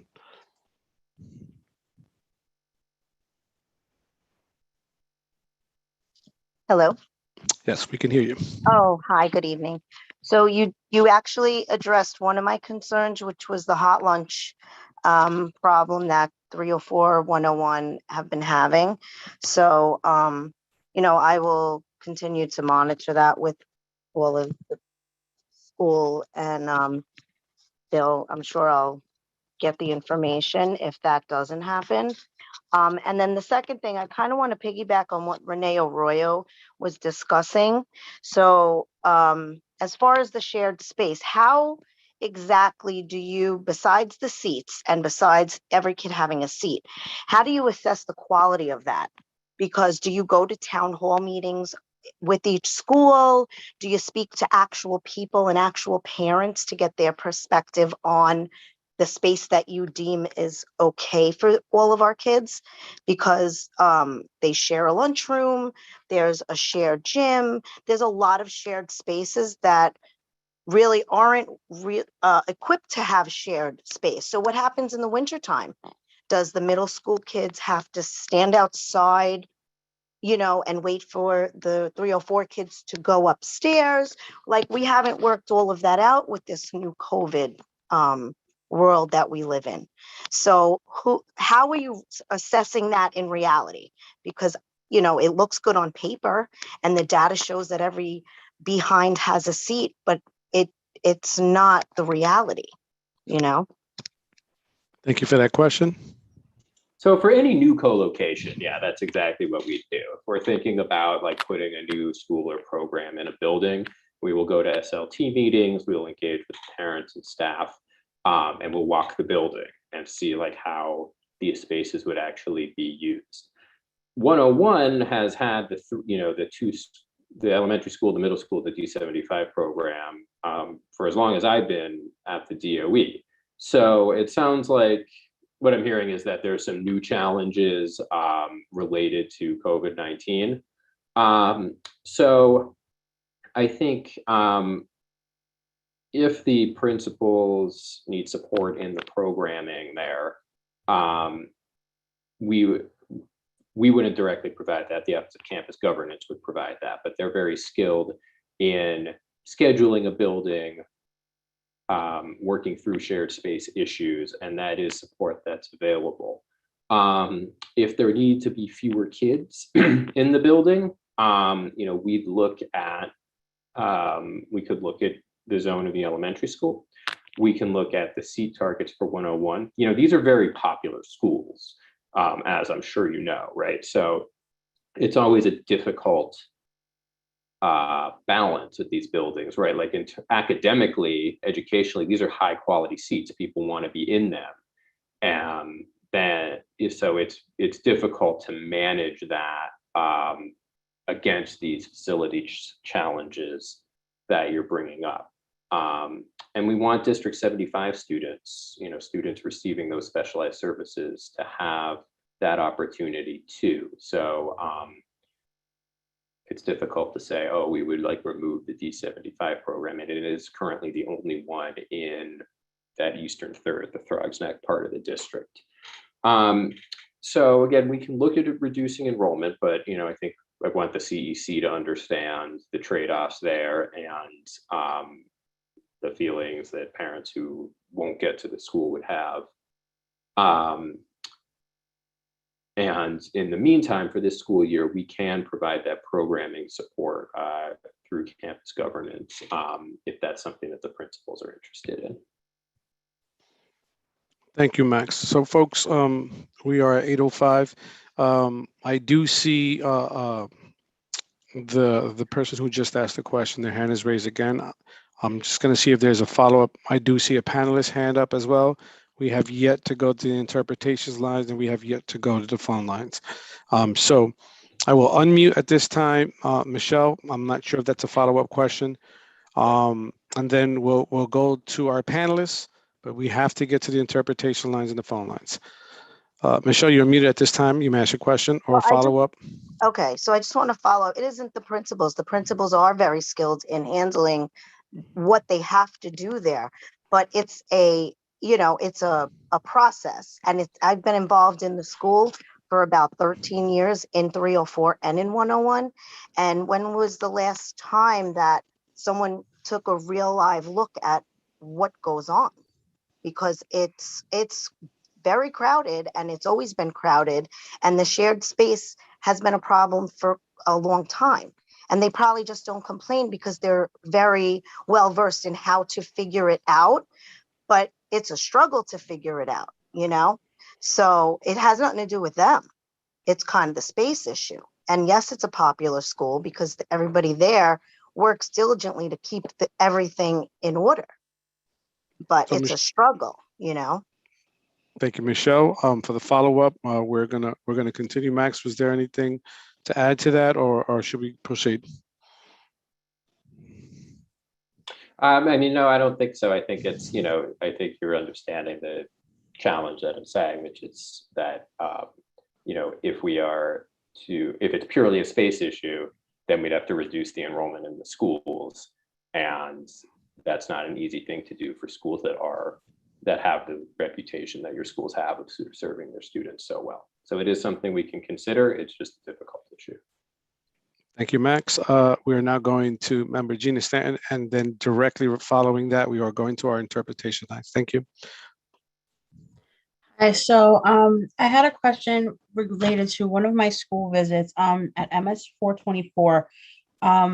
It was mentioned that they share a building with a charter school and D75.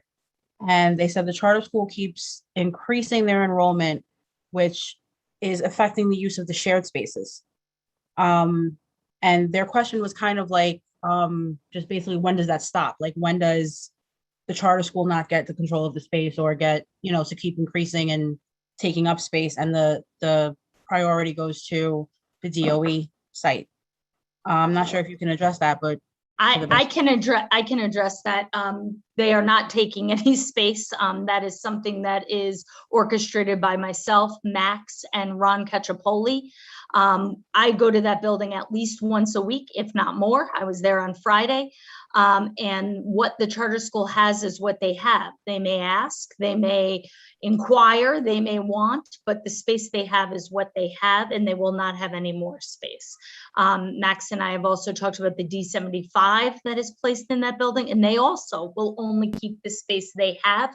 Max and I looked at that site for possible a D75 expansion and deemed that there was not space for that in the spring. And so nobody can take rooms from our DOE schools unless there's a complete walkthrough, there's space to give, and that would only go through myself, Max, and Ron, and that is not happening in that building. And again, I am there weekly, if not more. Thank you. Thank you, Superintendent. Is it indeed that we're going to interpretations lines, correct? Yes, that is correct. So we can go ahead. Spanish, do we have anyone?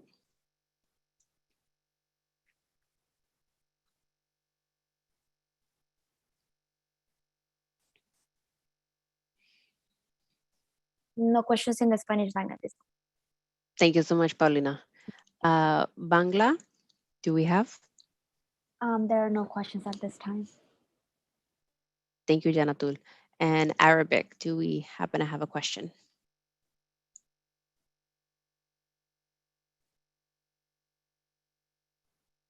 No questions. Thank you, Abir. Okay, at this time, we're gonna, I see a few devices, so I'll start with the first two that I see. I don't see many phone numbers, but these are electronic devices. oftentimes are used. So I do see a Joy tab 2. I'm not sure if you wish to ask a question, you'll be unmuted. If you have a question, now is the time to go ahead and ask your question. And that is Joy tab 2. One more time for Joy tab 2. Okay, we're moving on to the Galaxy F5G. Anna's. At this time, if you do have a question, you are unmuted, you may ask your question. And that is Anna's Galaxy. If you have a question at this time, you're unmuted, you may ask your question. Seeing that there is no response, that concludes our unmuting of folks that are using devices at this time. If I've missed one, please make me aware of it. I do see some others now. So folks, if you are on a device and you wish to ask a question and you've called in or you wish to include yourself, you can easily just go ahead and include something on the chat. We will make note of that and we will unmute you at that time. And indeed, I do not see any hands raised at this time on the room from panelists or attendees. Okay, fair enough. And I believe this portion of the meeting is for adjournment. A second. Motion to adjourn. A second. Do we need a roll call? We do. Yes, we do. So the roll call to adjourn the meeting. I'm sorry? There's motioned it and Sandra second. Thank you. So Crystal Brockington is absent. Latoya Coleman.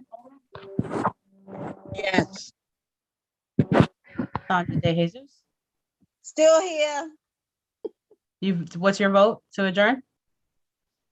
Yes. I Farah second it. Yes. Lourdes Jabode. Yes. Sabrina Rocchio. Yes, please. Aurora Ronda. Aurora, I need your vote. I said yes. Oh, didn't hear you. Thank you. And I vote yes. So we have 1, 2, 3, 4, 5, 6, 7. It passes. The meeting is adjourned. Thank you to Maximo Mita for joining us tonight. And everyone have a good night and stay safe. And thank you to all who joined our CEC meeting tonight. Well, we still have a business meeting, guys. We do. Yeah, but that's not the public. So I was thanking everyone. Yes, but they can still join us if they want. So to say Oh, good night okay. to them, it's like, you know. Indeed. So we will be moving towards our business, working business meeting. So if anybody in the attendance would like to stay on the remaining of this meeting, they may do so. If not, that is okay. We all thank you for your attendance and for your attention as well in listening onto what we have to say about the community. Thank you all.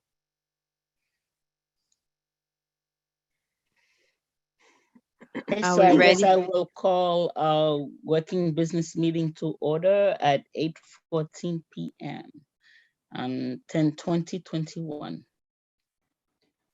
Okay, roll call attendance for business meeting. Crystal Brockington. Absent. Latoya Coleman.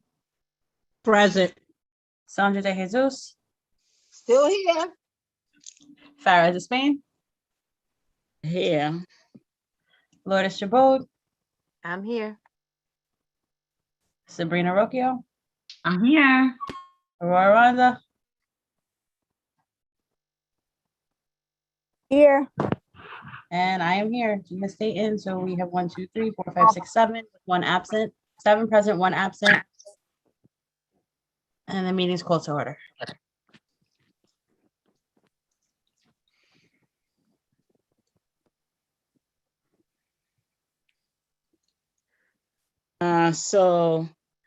Lourdes, perhaps you would want to start us off with a discussion on how we collaborate with President's Council and what's going on at President's Council. and figure out how we collaborate. Yes. Great. So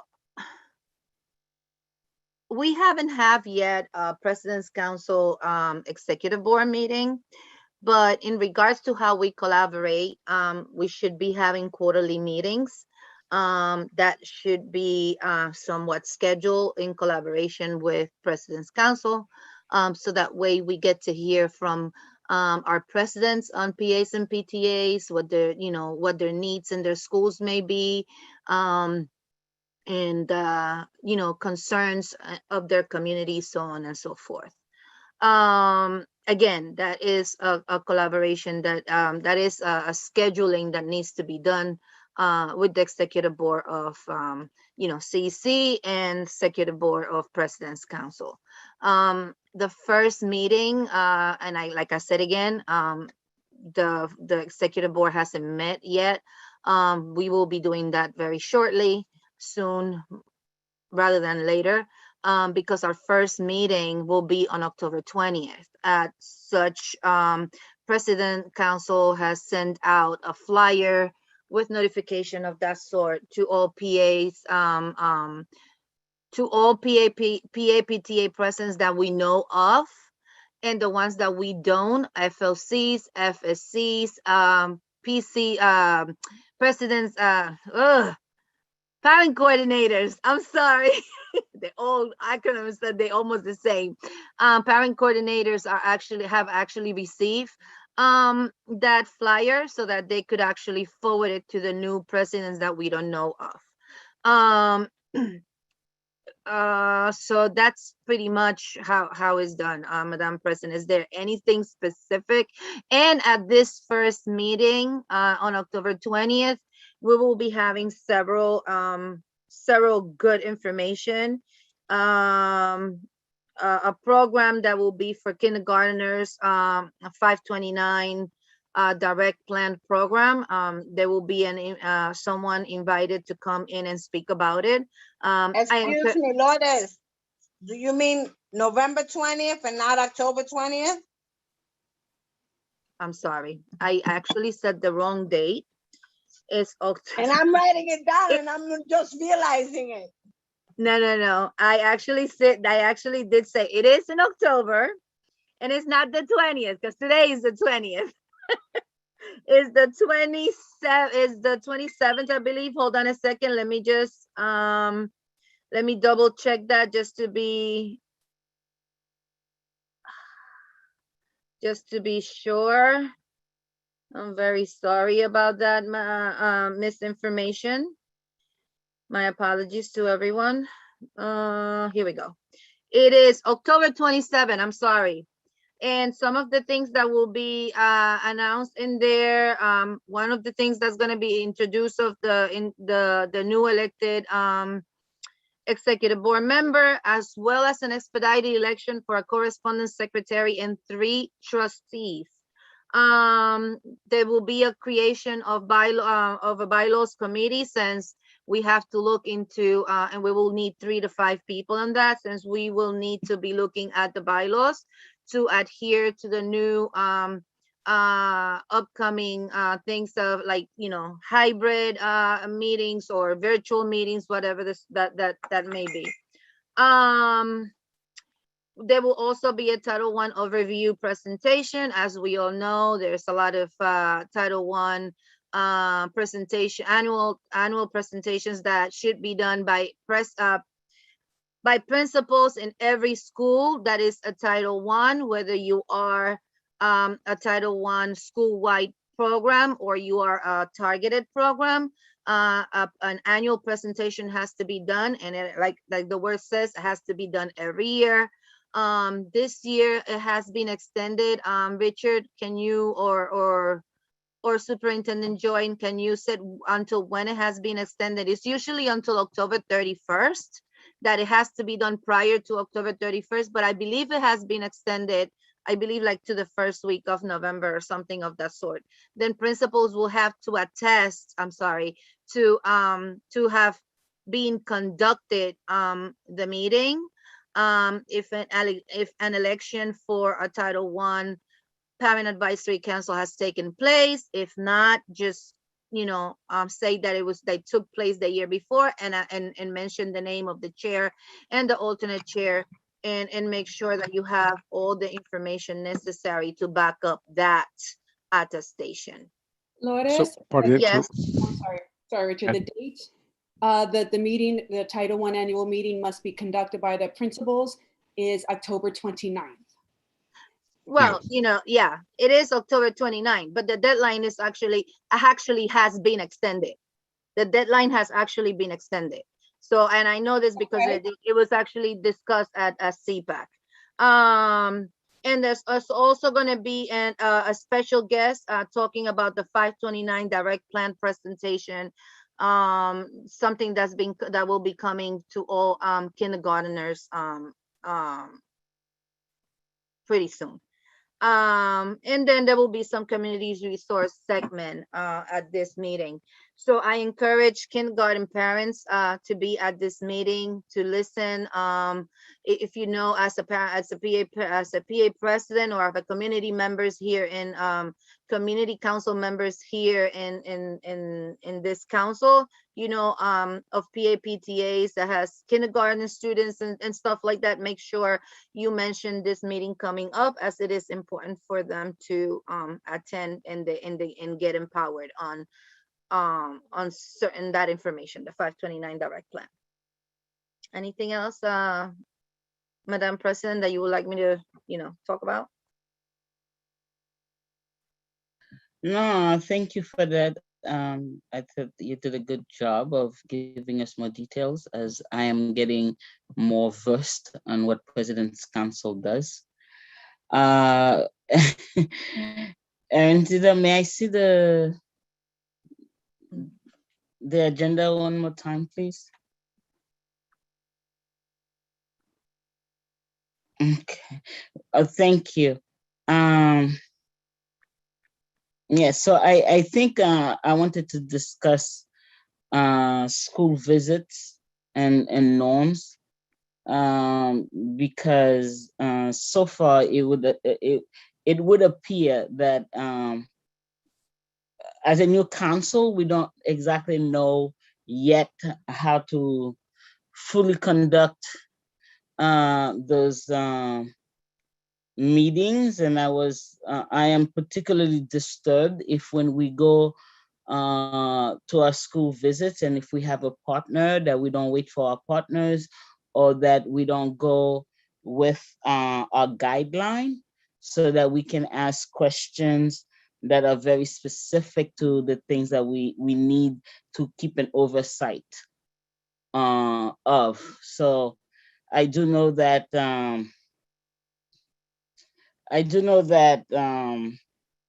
well, I lost my train of thought because I was reading what the superintendent was writing. But we do know that, DOE folks have a job to do, but we also have a job to do, which is to get to the truth, right? And whenever, tonight I'm a little disturbed by some of the things that we as parents had to say that were not validated. And that almost feels like, parents don't know what they're talking about. So the only way to really combat that as parents is when we're having our school visits, that we are thoroughly thorough, right? In terms of the questions we're asking, the things that we are writing down, and the things that we're advocating for. Because, and to keep the line of communication open amongst us in terms of the things that we discover. Because if we are not truly discovering and we are not truly sharing with one another, then we will fall into the trap of exactly what the DOE wants, which is for us not to have information and for us to sort of call us, without saying so in so many words, that basically we are liars or we don't know what we're talking about.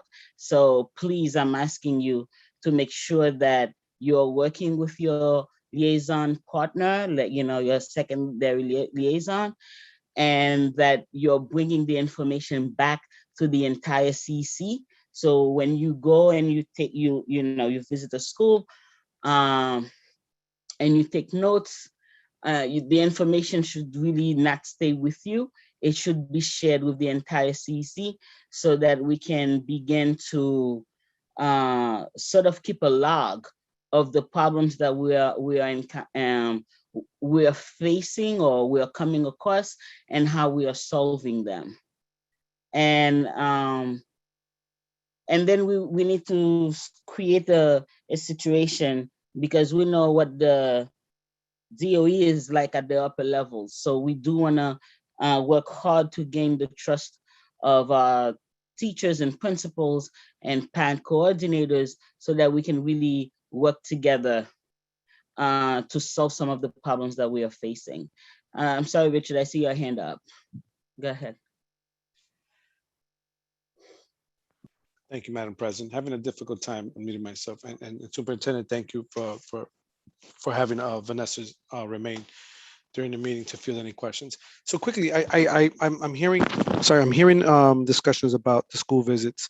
And if ever we need to just sort of refresh ourselves of what the purpose is and what we're looking at, the current manual doesn't have a sample toolkit or a tool guide or a form that allows you to sort of check off and figure out what it is that you want to ask as far as questions or point to highlights.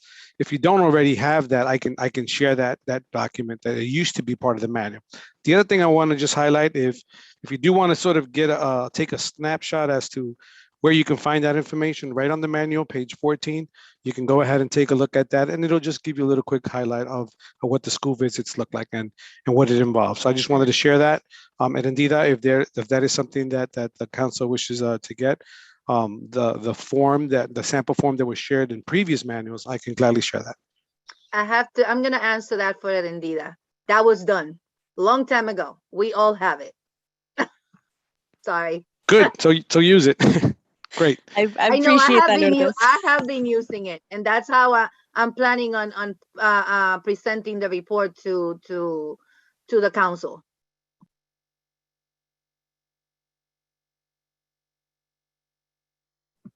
Well, thank you for that. So which means that when we are going to our meetings, we need to just double check ourselves and make sure that we have it. And again, if we are working with a partner, we need to make sure that, we are being considerate of that person and that we're not, if you're going on your own, that's fine. But if you're going with a partner, you need to meet together and share information and sort of check each other as to, did you hear the same thing that I heard? Because then it becomes a situation where, we can be played against each other, right? And we can be manipulated. And then we are sort of forging relationships and there's not the opportunity for our partner to sort of have some of the same, something like the same relationship or similar relationship, because then, it's human nature, right? If we prefer one over the other or we're getting closer to another, then we begin to exclude the other. And this is not I think the spirit that we want to foster under CEC, because we are one.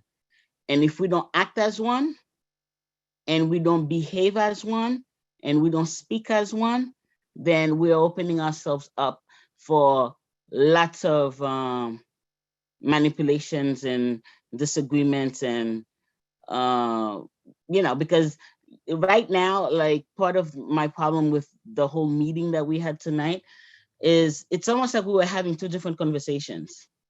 The parents, had some things to say, and then the DOE spoke, and everything that was said sort of really bypassed what the parents were saying, didn't acknowledge any of it. And so if we are bringing up problems and the problems are not acknowledged, then what does that mean? Are we lying? I mean, we talked about a situation with a gun in a school. There was no response on that. But there was a lot of response concerning food, and I'm all for it because our kids need to eat well. But the concerns that were spoken about in terms of, safety and and the virus itself, and parents who are not comfortable with what's happening in the schools, none of it was addressed. It was like, oh, these parents are just talking, nonsense or something, because we're literally living two different realities or in two different worlds. And I can't tell you how upset that made me. It was super ridiculous, but okay. It seems, I'm sorry, Gina, you had your hand up? I did. I just kind of wanted to add that, like, in terms of the council visits and scheduling, as much as we need to reach out to each other and work with one another and wait for our partners, partners need to respond to scheduling notices and things of that nature, which would be helpful in scheduling and getting things moving forward. So that's one point. And yeah, I don't have anything else. Thanks. Sorry, I didn't hear the last part, but agreed. No, right? I don't have anything else.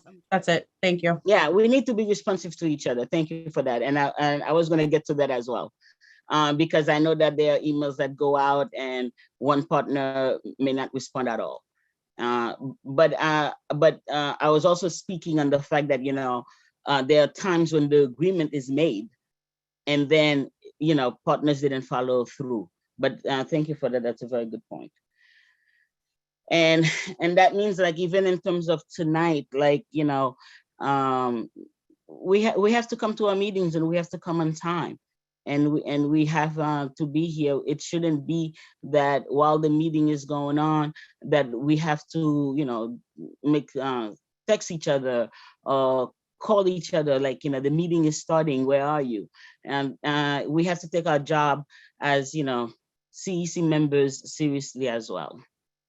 So, but apart from that, what was it? Oh yeah, I think we had this, we spoke to, well, she's not here right now, the superintendent, right? She left. No, I'm still Okay, here great. listening, so. No, it's okay. So we did speak about a meet and greet with the principals and the parent coordinators. So I would love to sort of design, begin talking about what that looks like. I'm signing up for like this art program. Mommy signed it for me, a paper for me. So like every few days. So with the parent coordinators or with the principals? Well, both. I mean, we can go through them one by one, but also because I think the whole council, well, with the exception of one person, is here, so we can sort of start throwing ideas out in terms of how soon we can schedule that and what that looks like. So I think with the parent coordinators, we had already agreed that it could be during the next PC meeting. Vanessa, do you have the date? I don't have the date offhand. There's one coming up in November, and I'd be happy to get that to the council, and another one in December.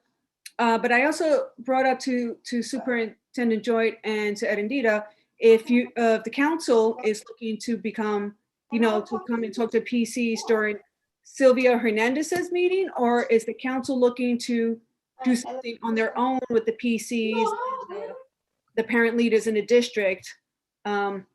Because those would be actually two different topics that I'll be happy to, work with you guys on. But I can get the date for you for Sylvia. I'm sorry, yes, Sylvia's event. It is in November. I think it is in the second week of November, the second Tuesday of the month. Every month is her PDs with the parent coordinators, the second Tuesday of every month. And in speaking with my principal advisory board yesterday about the CC meet and greet, they love that idea.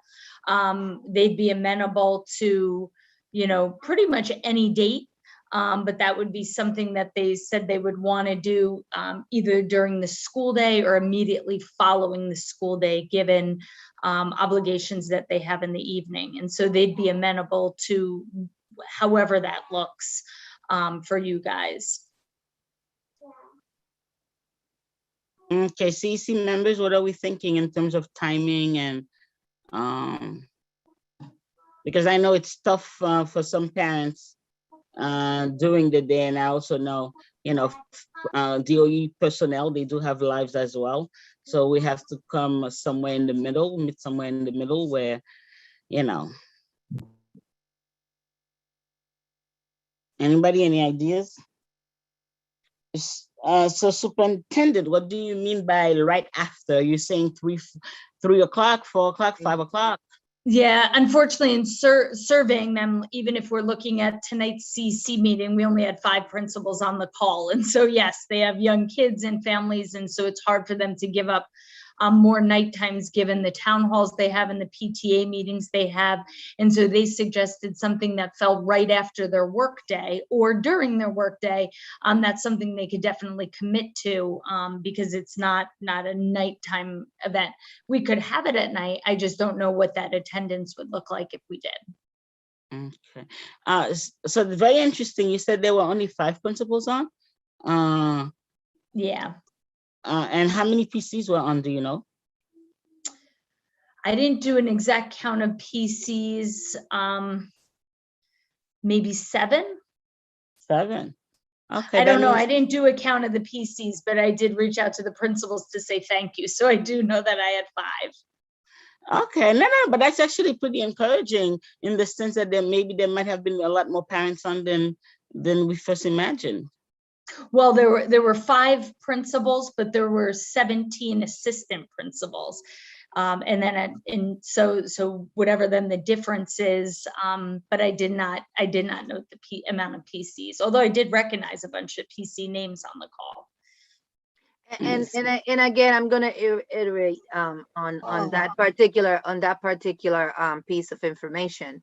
You know, council members at Endida, this will be a way where a Google form, you know, for people to sign in when they come in will be very helpful. If we were in person, we will have to have that either way. So I think we need to become a little proactive at getting that information so that way we could differentiate in parents attending, DOE staff, whether they're principals or assistant principals or parent coordinators. And we want to know who is attending our meeting. So, the parent coordinators that were on were PS14, PS72, 304, 101, 48. Mr. Genty School, 592, 592, I think it is. Blueprint, or whatever his name is, whatever the name of the school is now. 562. And PS48's PC, right, I believe was on. Yep. And 371 was on, 448 was on, 131 was on.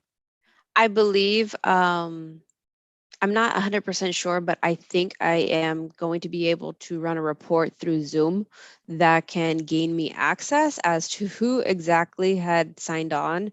And it doesn't matter what time I'm almost pretty certain that I would be able to gain that report just so then I can be able to get back to you as to exact numbers and as to who had joined us with their login information. There was a lot of PCs on, and there was a lot of teachers on. I seen a lot of teachers in the audience. I have a question. When we share the notice, like it goes to every school or to every PC or to every principal. How does it reach the schools? Great question. Thank you for asking that.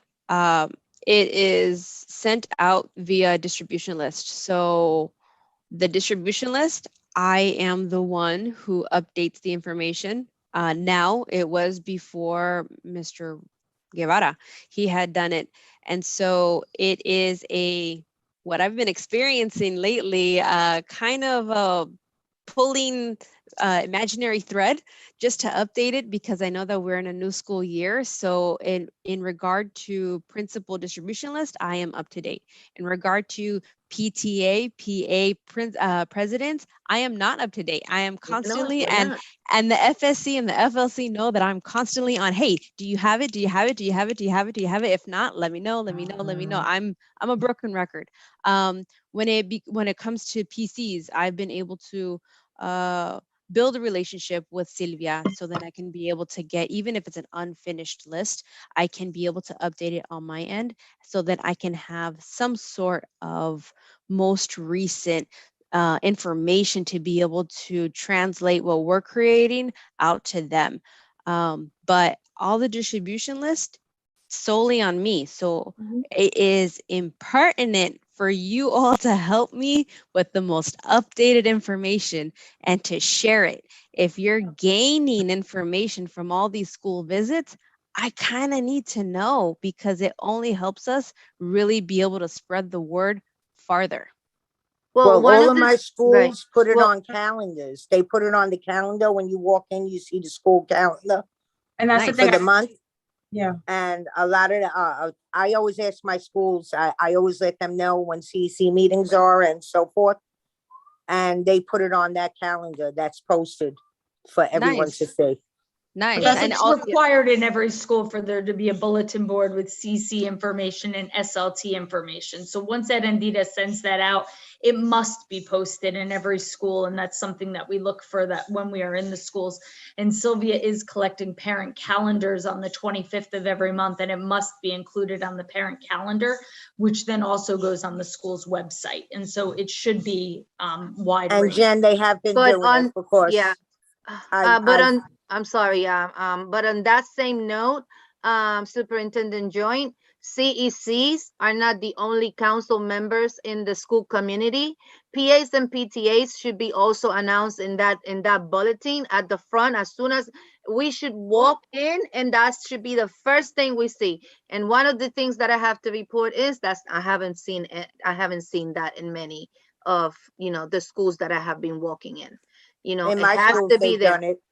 In my schools, they've done it, and the PAs have been putting it up as well. Yep, I could see CC, I could see, things like that, but I haven't seen, not even the name of the president. It will be nice for, our PAs and PTAs, which are the leaders in our schools, to actually be acknowledged, in those bulletin boards. It would be great. And Well, some of beyond the that, PAs are just getting into schools to do that.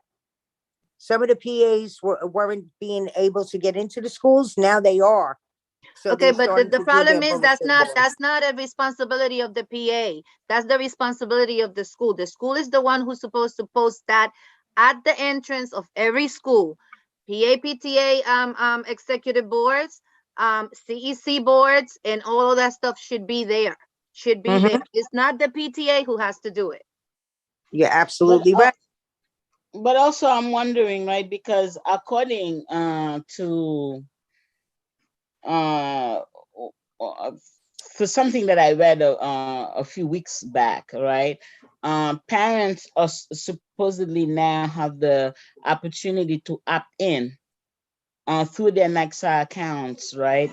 How to basically opt into sharing their information with their local school leaders, meaning that they could share, they could literally opt in and share their contact information with the CEC and with PAs and PTAs.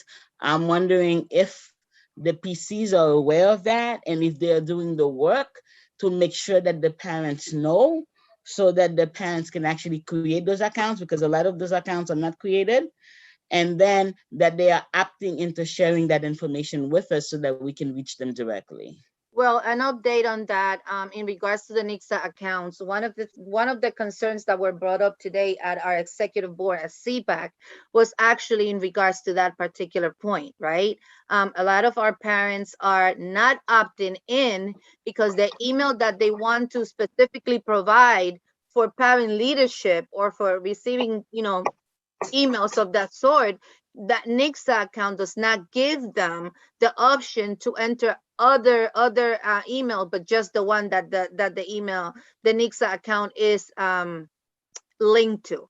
That's one problem. The other problem is a lot of parents are having issues, including people who had already had a NYCSA account are having issue getting that NYCSA account because of glitches that have been happening and so on and so forth.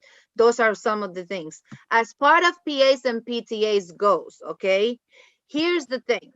Back in the day when Carmen Farina, and I said this today at CPAC, back in the day when Carmen Farina was the chancellor, she redid the she had the election certification form redone for the purpose of taking away the two boxes that existed at the bottom of each elected member. There was one to opt in for the information to be provided to President's Council, and there was one to opt out for their information to be provided to President's Council.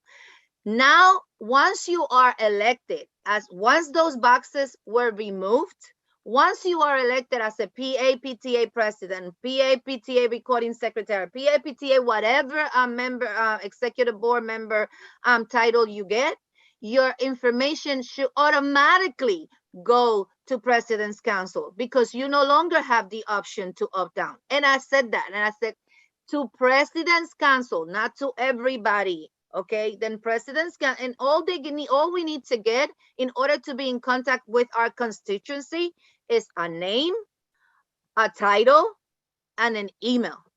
We're not asking for the whole, information of address and phone. No, leave it to them to give us their phone if they want to. But we should at least get that much: an email, a name, and a title. Right. So at the very least, right, in this district, I don't know what other CCs are doing, but at the very least, we have that URL, tiny URL thing that, that we can literally distribute to our parents so that they know to sort of, register with us, for lack of a better word. So, Arendida, I would really like you to work with Sylvia and Vanessa and the superintendent to sort of get that information to all of our parents so that they know, at least for CEC 8, they can opt in by using that tiny URL before we can, because we're not going to solve this problem systemically tonight, but at least on this CEC level, we can do that. I'm sorry, Richard, you have your hand up. I'm sorry. Let me just really quick, Richard, before you speak.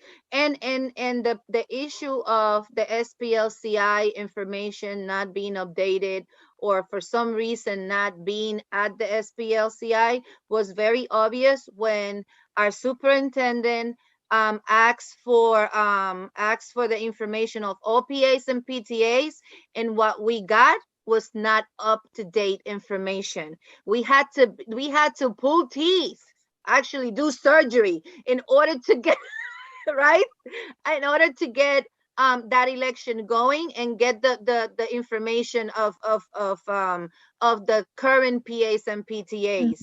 Okay, it was really and still up to date.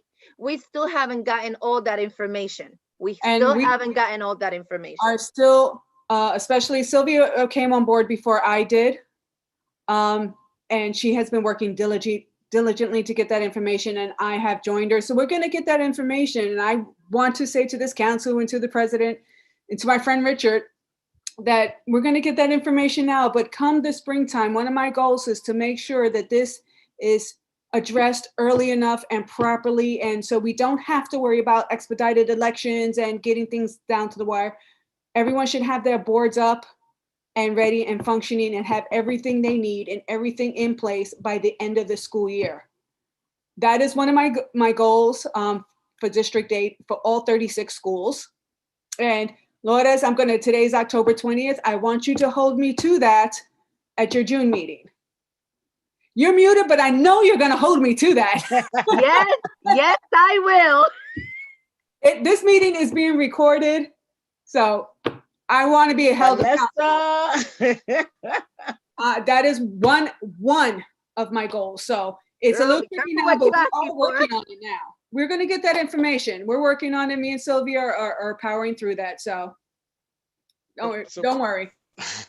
So briefly, I will say this, folks. I did a time check. We're at 8:50. One thing I wanted to mention is I wasn't sure where we were on the agenda, but we can eventually go back to that. I know that there is a great deal of advocacy on PA, PTA, and President's Council. But let's remember, we're in the CEC meeting, even though I know that's very important for the district and the work that we're doing. I know, Lourdes, I know you're doing the signs. I get it. And there's quarterly meetings, but we are in a CEC meeting, right? And I'm not negating the fact that that's not important or not. The other thing I want to mention is, don't forget, folks, give yourself credit. through your advocacy, this council and the work of my colleagues, or Anthony, what have you, it was brought up here. This is why NICSA has that form now, has that little box to check off to share that information. That was your work. That was the advocacy that happened here. It was elevated from my colleagues and it went all the way up. And there it is. You're not going to see that on the NICSA form, but we're giving you credit right now. Like that's exactly where it happened. So I wanted to highlight that. The last thing to put hearts there, Richard, but I don't see the thing to put the hearts. Don't worry but, about it. Don't worry about it. We know, we hearts. feel the love, but I'm always going to be mindful of that and remind you folks, this is how things happen. The last thing I wanted to share was, and I'm probably, Vanessa. If Vanessa told you that's going to happen, I need you to understand that I work very closely with Vanessa, with the other council. Get ready. It'll come. So that's all I'm going to say. She will stick to her guns. I know that for a fact. We've worked together a great deal and it's been a pleasure. So you're in good hands like Allstate. Okay, Vanessa, I know I can trust Richard with his words. So, Absolutely. Absolutely.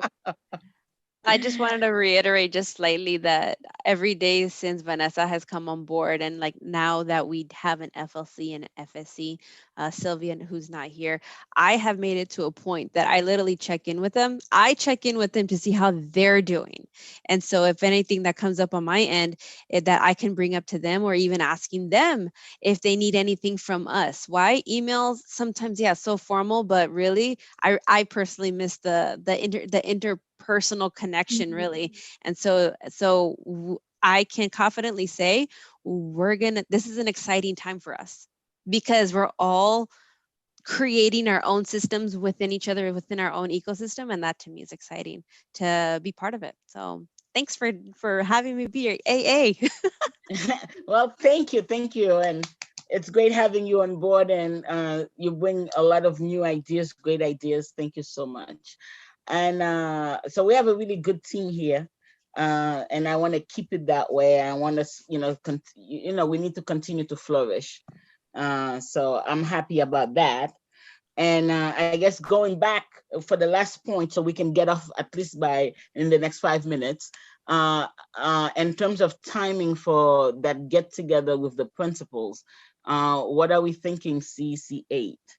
Because I'm flexible, but it really depends on the rest of you. And what I would say, if I could interject, why don't you guys come up with a time, and ideally maybe 1 or 2 different days that work best for you guys, and then we'll just bring that forward, because I can't ask 36 people what's going to work for them, because I'm going to get 36 answers. But you guys are a smaller group. And so the goal is for them to meet you. Yes, you to meet them. But I would love all of you that are on the call. And maybe we'll have the 3 newbies by then, because you said we need them by the end of November. And then we could go from there. So even if you want to plan the first week of December, if that's too late, it's too late. I'm all for doing it next week, whatever you want to do it. But I think you guys just shoot a time and date. And then from there, I say we plan it out and really be creative with it. So it's not just like this where we're talking at each other, but maybe some breakout rooms, maybe some of Edinda's fun, get to know you games, icebreaker items, things like that, so that it's a little less, you're meeting in the formal setting with your walkthroughs, but maybe this is more breaking bread, informal, so to speak. And then we can really plan it out. But once we get those dates on our calendar, then we can kind of plan backwards. But I'm fine with what dates you work for you guys. Okay, I like that idea. So I guess we'll take it offline and discuss that and come back to you with 2 or 3 dates. And I don't mind the first week of December, as Thanksgiving is coming around the corner and a lot of things are happening. But as you know, I don't work alone, so we'll have to find a consensus. And it could be something in that first week in December. And sorry, my kids are competing in the background talking, but it could even be something with a holiday flair, whether right after Thanksgiving going into the December holidays, and maybe make it something like that. Maybe even, I don't know, I'm sure I'm not the most creative, but Erendita is. Yes, Sandra, please. Can we try doing a luncheon, like lunch with the principal or something like that, since they don't Sounds have good to time? me. they have, like, they don't have time after school because they have to deal with their family. We have to deal with our family and our children. So I figure the best time to get them would be when they're having their lunchtime. We can have our lunchtime and we can have our lunch and speak about what we want to speak about. I think that's great.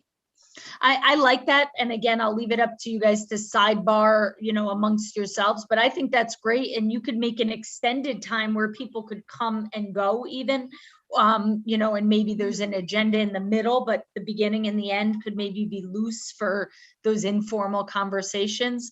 And if we didn't have another place, I would say the District 8 office could be fine for social distancing because there's only 36 principals, and hopefully 11 of you guys, plus, Erendita, myself, Vanessa.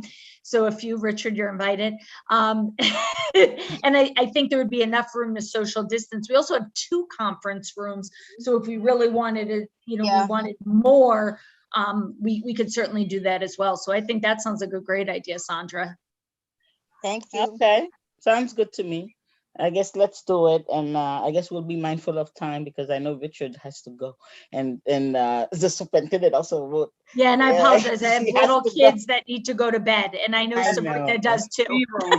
Yes, is nodding off. So. Yes. Mine are over there past everyone bedtime. is tired. Yes. Yeah. Okay, so I guess really- should we make a I'm motion sorry. to adjourn? No, and then- wait, really quick, Oh, really okay, quick. I okay. promise. Hold on. So really quick, council members, if you know of anyone who is, who is willing, able, and will be a great asset to our council, remember that the per school regulation does not apply in this case. So even if you know someone within your school that could be a great asset for the ELS or something of, please bring them up, give them an application, let them let them apply, and let us, be able to interview them and see how they could become part of this amazing, team. So. Yes, and also the very last thing, and then we'll do that motion. Well, Richard has his hand up. Superintendent, if also you could work, maybe, I don't know, because last time John Cado found us a wonderful young lady to be on our CEC, and maybe he knows a few folks. I don't know, to help us find a student member because we really want to have that student member. Awesome. Yes, will do. I had reached out to him and also folks at BizWa last year, and I guess it never materialized. I will be at that school on Friday, so I'll make sure I find John Cotto to get us that student. So yes, absolutely. I know Sandra, I was gonna say, Sandra, you're always at BizWa. Maybe you know a student. I have the student for BizWa. Oh, then there you go. Tell them to shoot me an email. All right. Yes, I forgot. Sandra's our BizWa go-to. So. Oh wow. And members, I'll table my last comment for our next touch base, where we can talk about like the eligibility for candidates, and so that they're vetted, and then you can have the public information, and then you can consider them. So we'll talk about that because that's going to be very key as well. Yeah. Okay, That's all I have. sounds good to us. Motion. Yeah, my phone is about to die. Last thing is adjournment. I believe, Madam President, motion, I second. I'm not allowed to motion anything, by the way. Oh, I'm sorry. Well, then I motion, second. And I second. There you go, Sandra second. Okay, Gina, do your thing. I need the roll call list, please. All right, hold on. Thank you.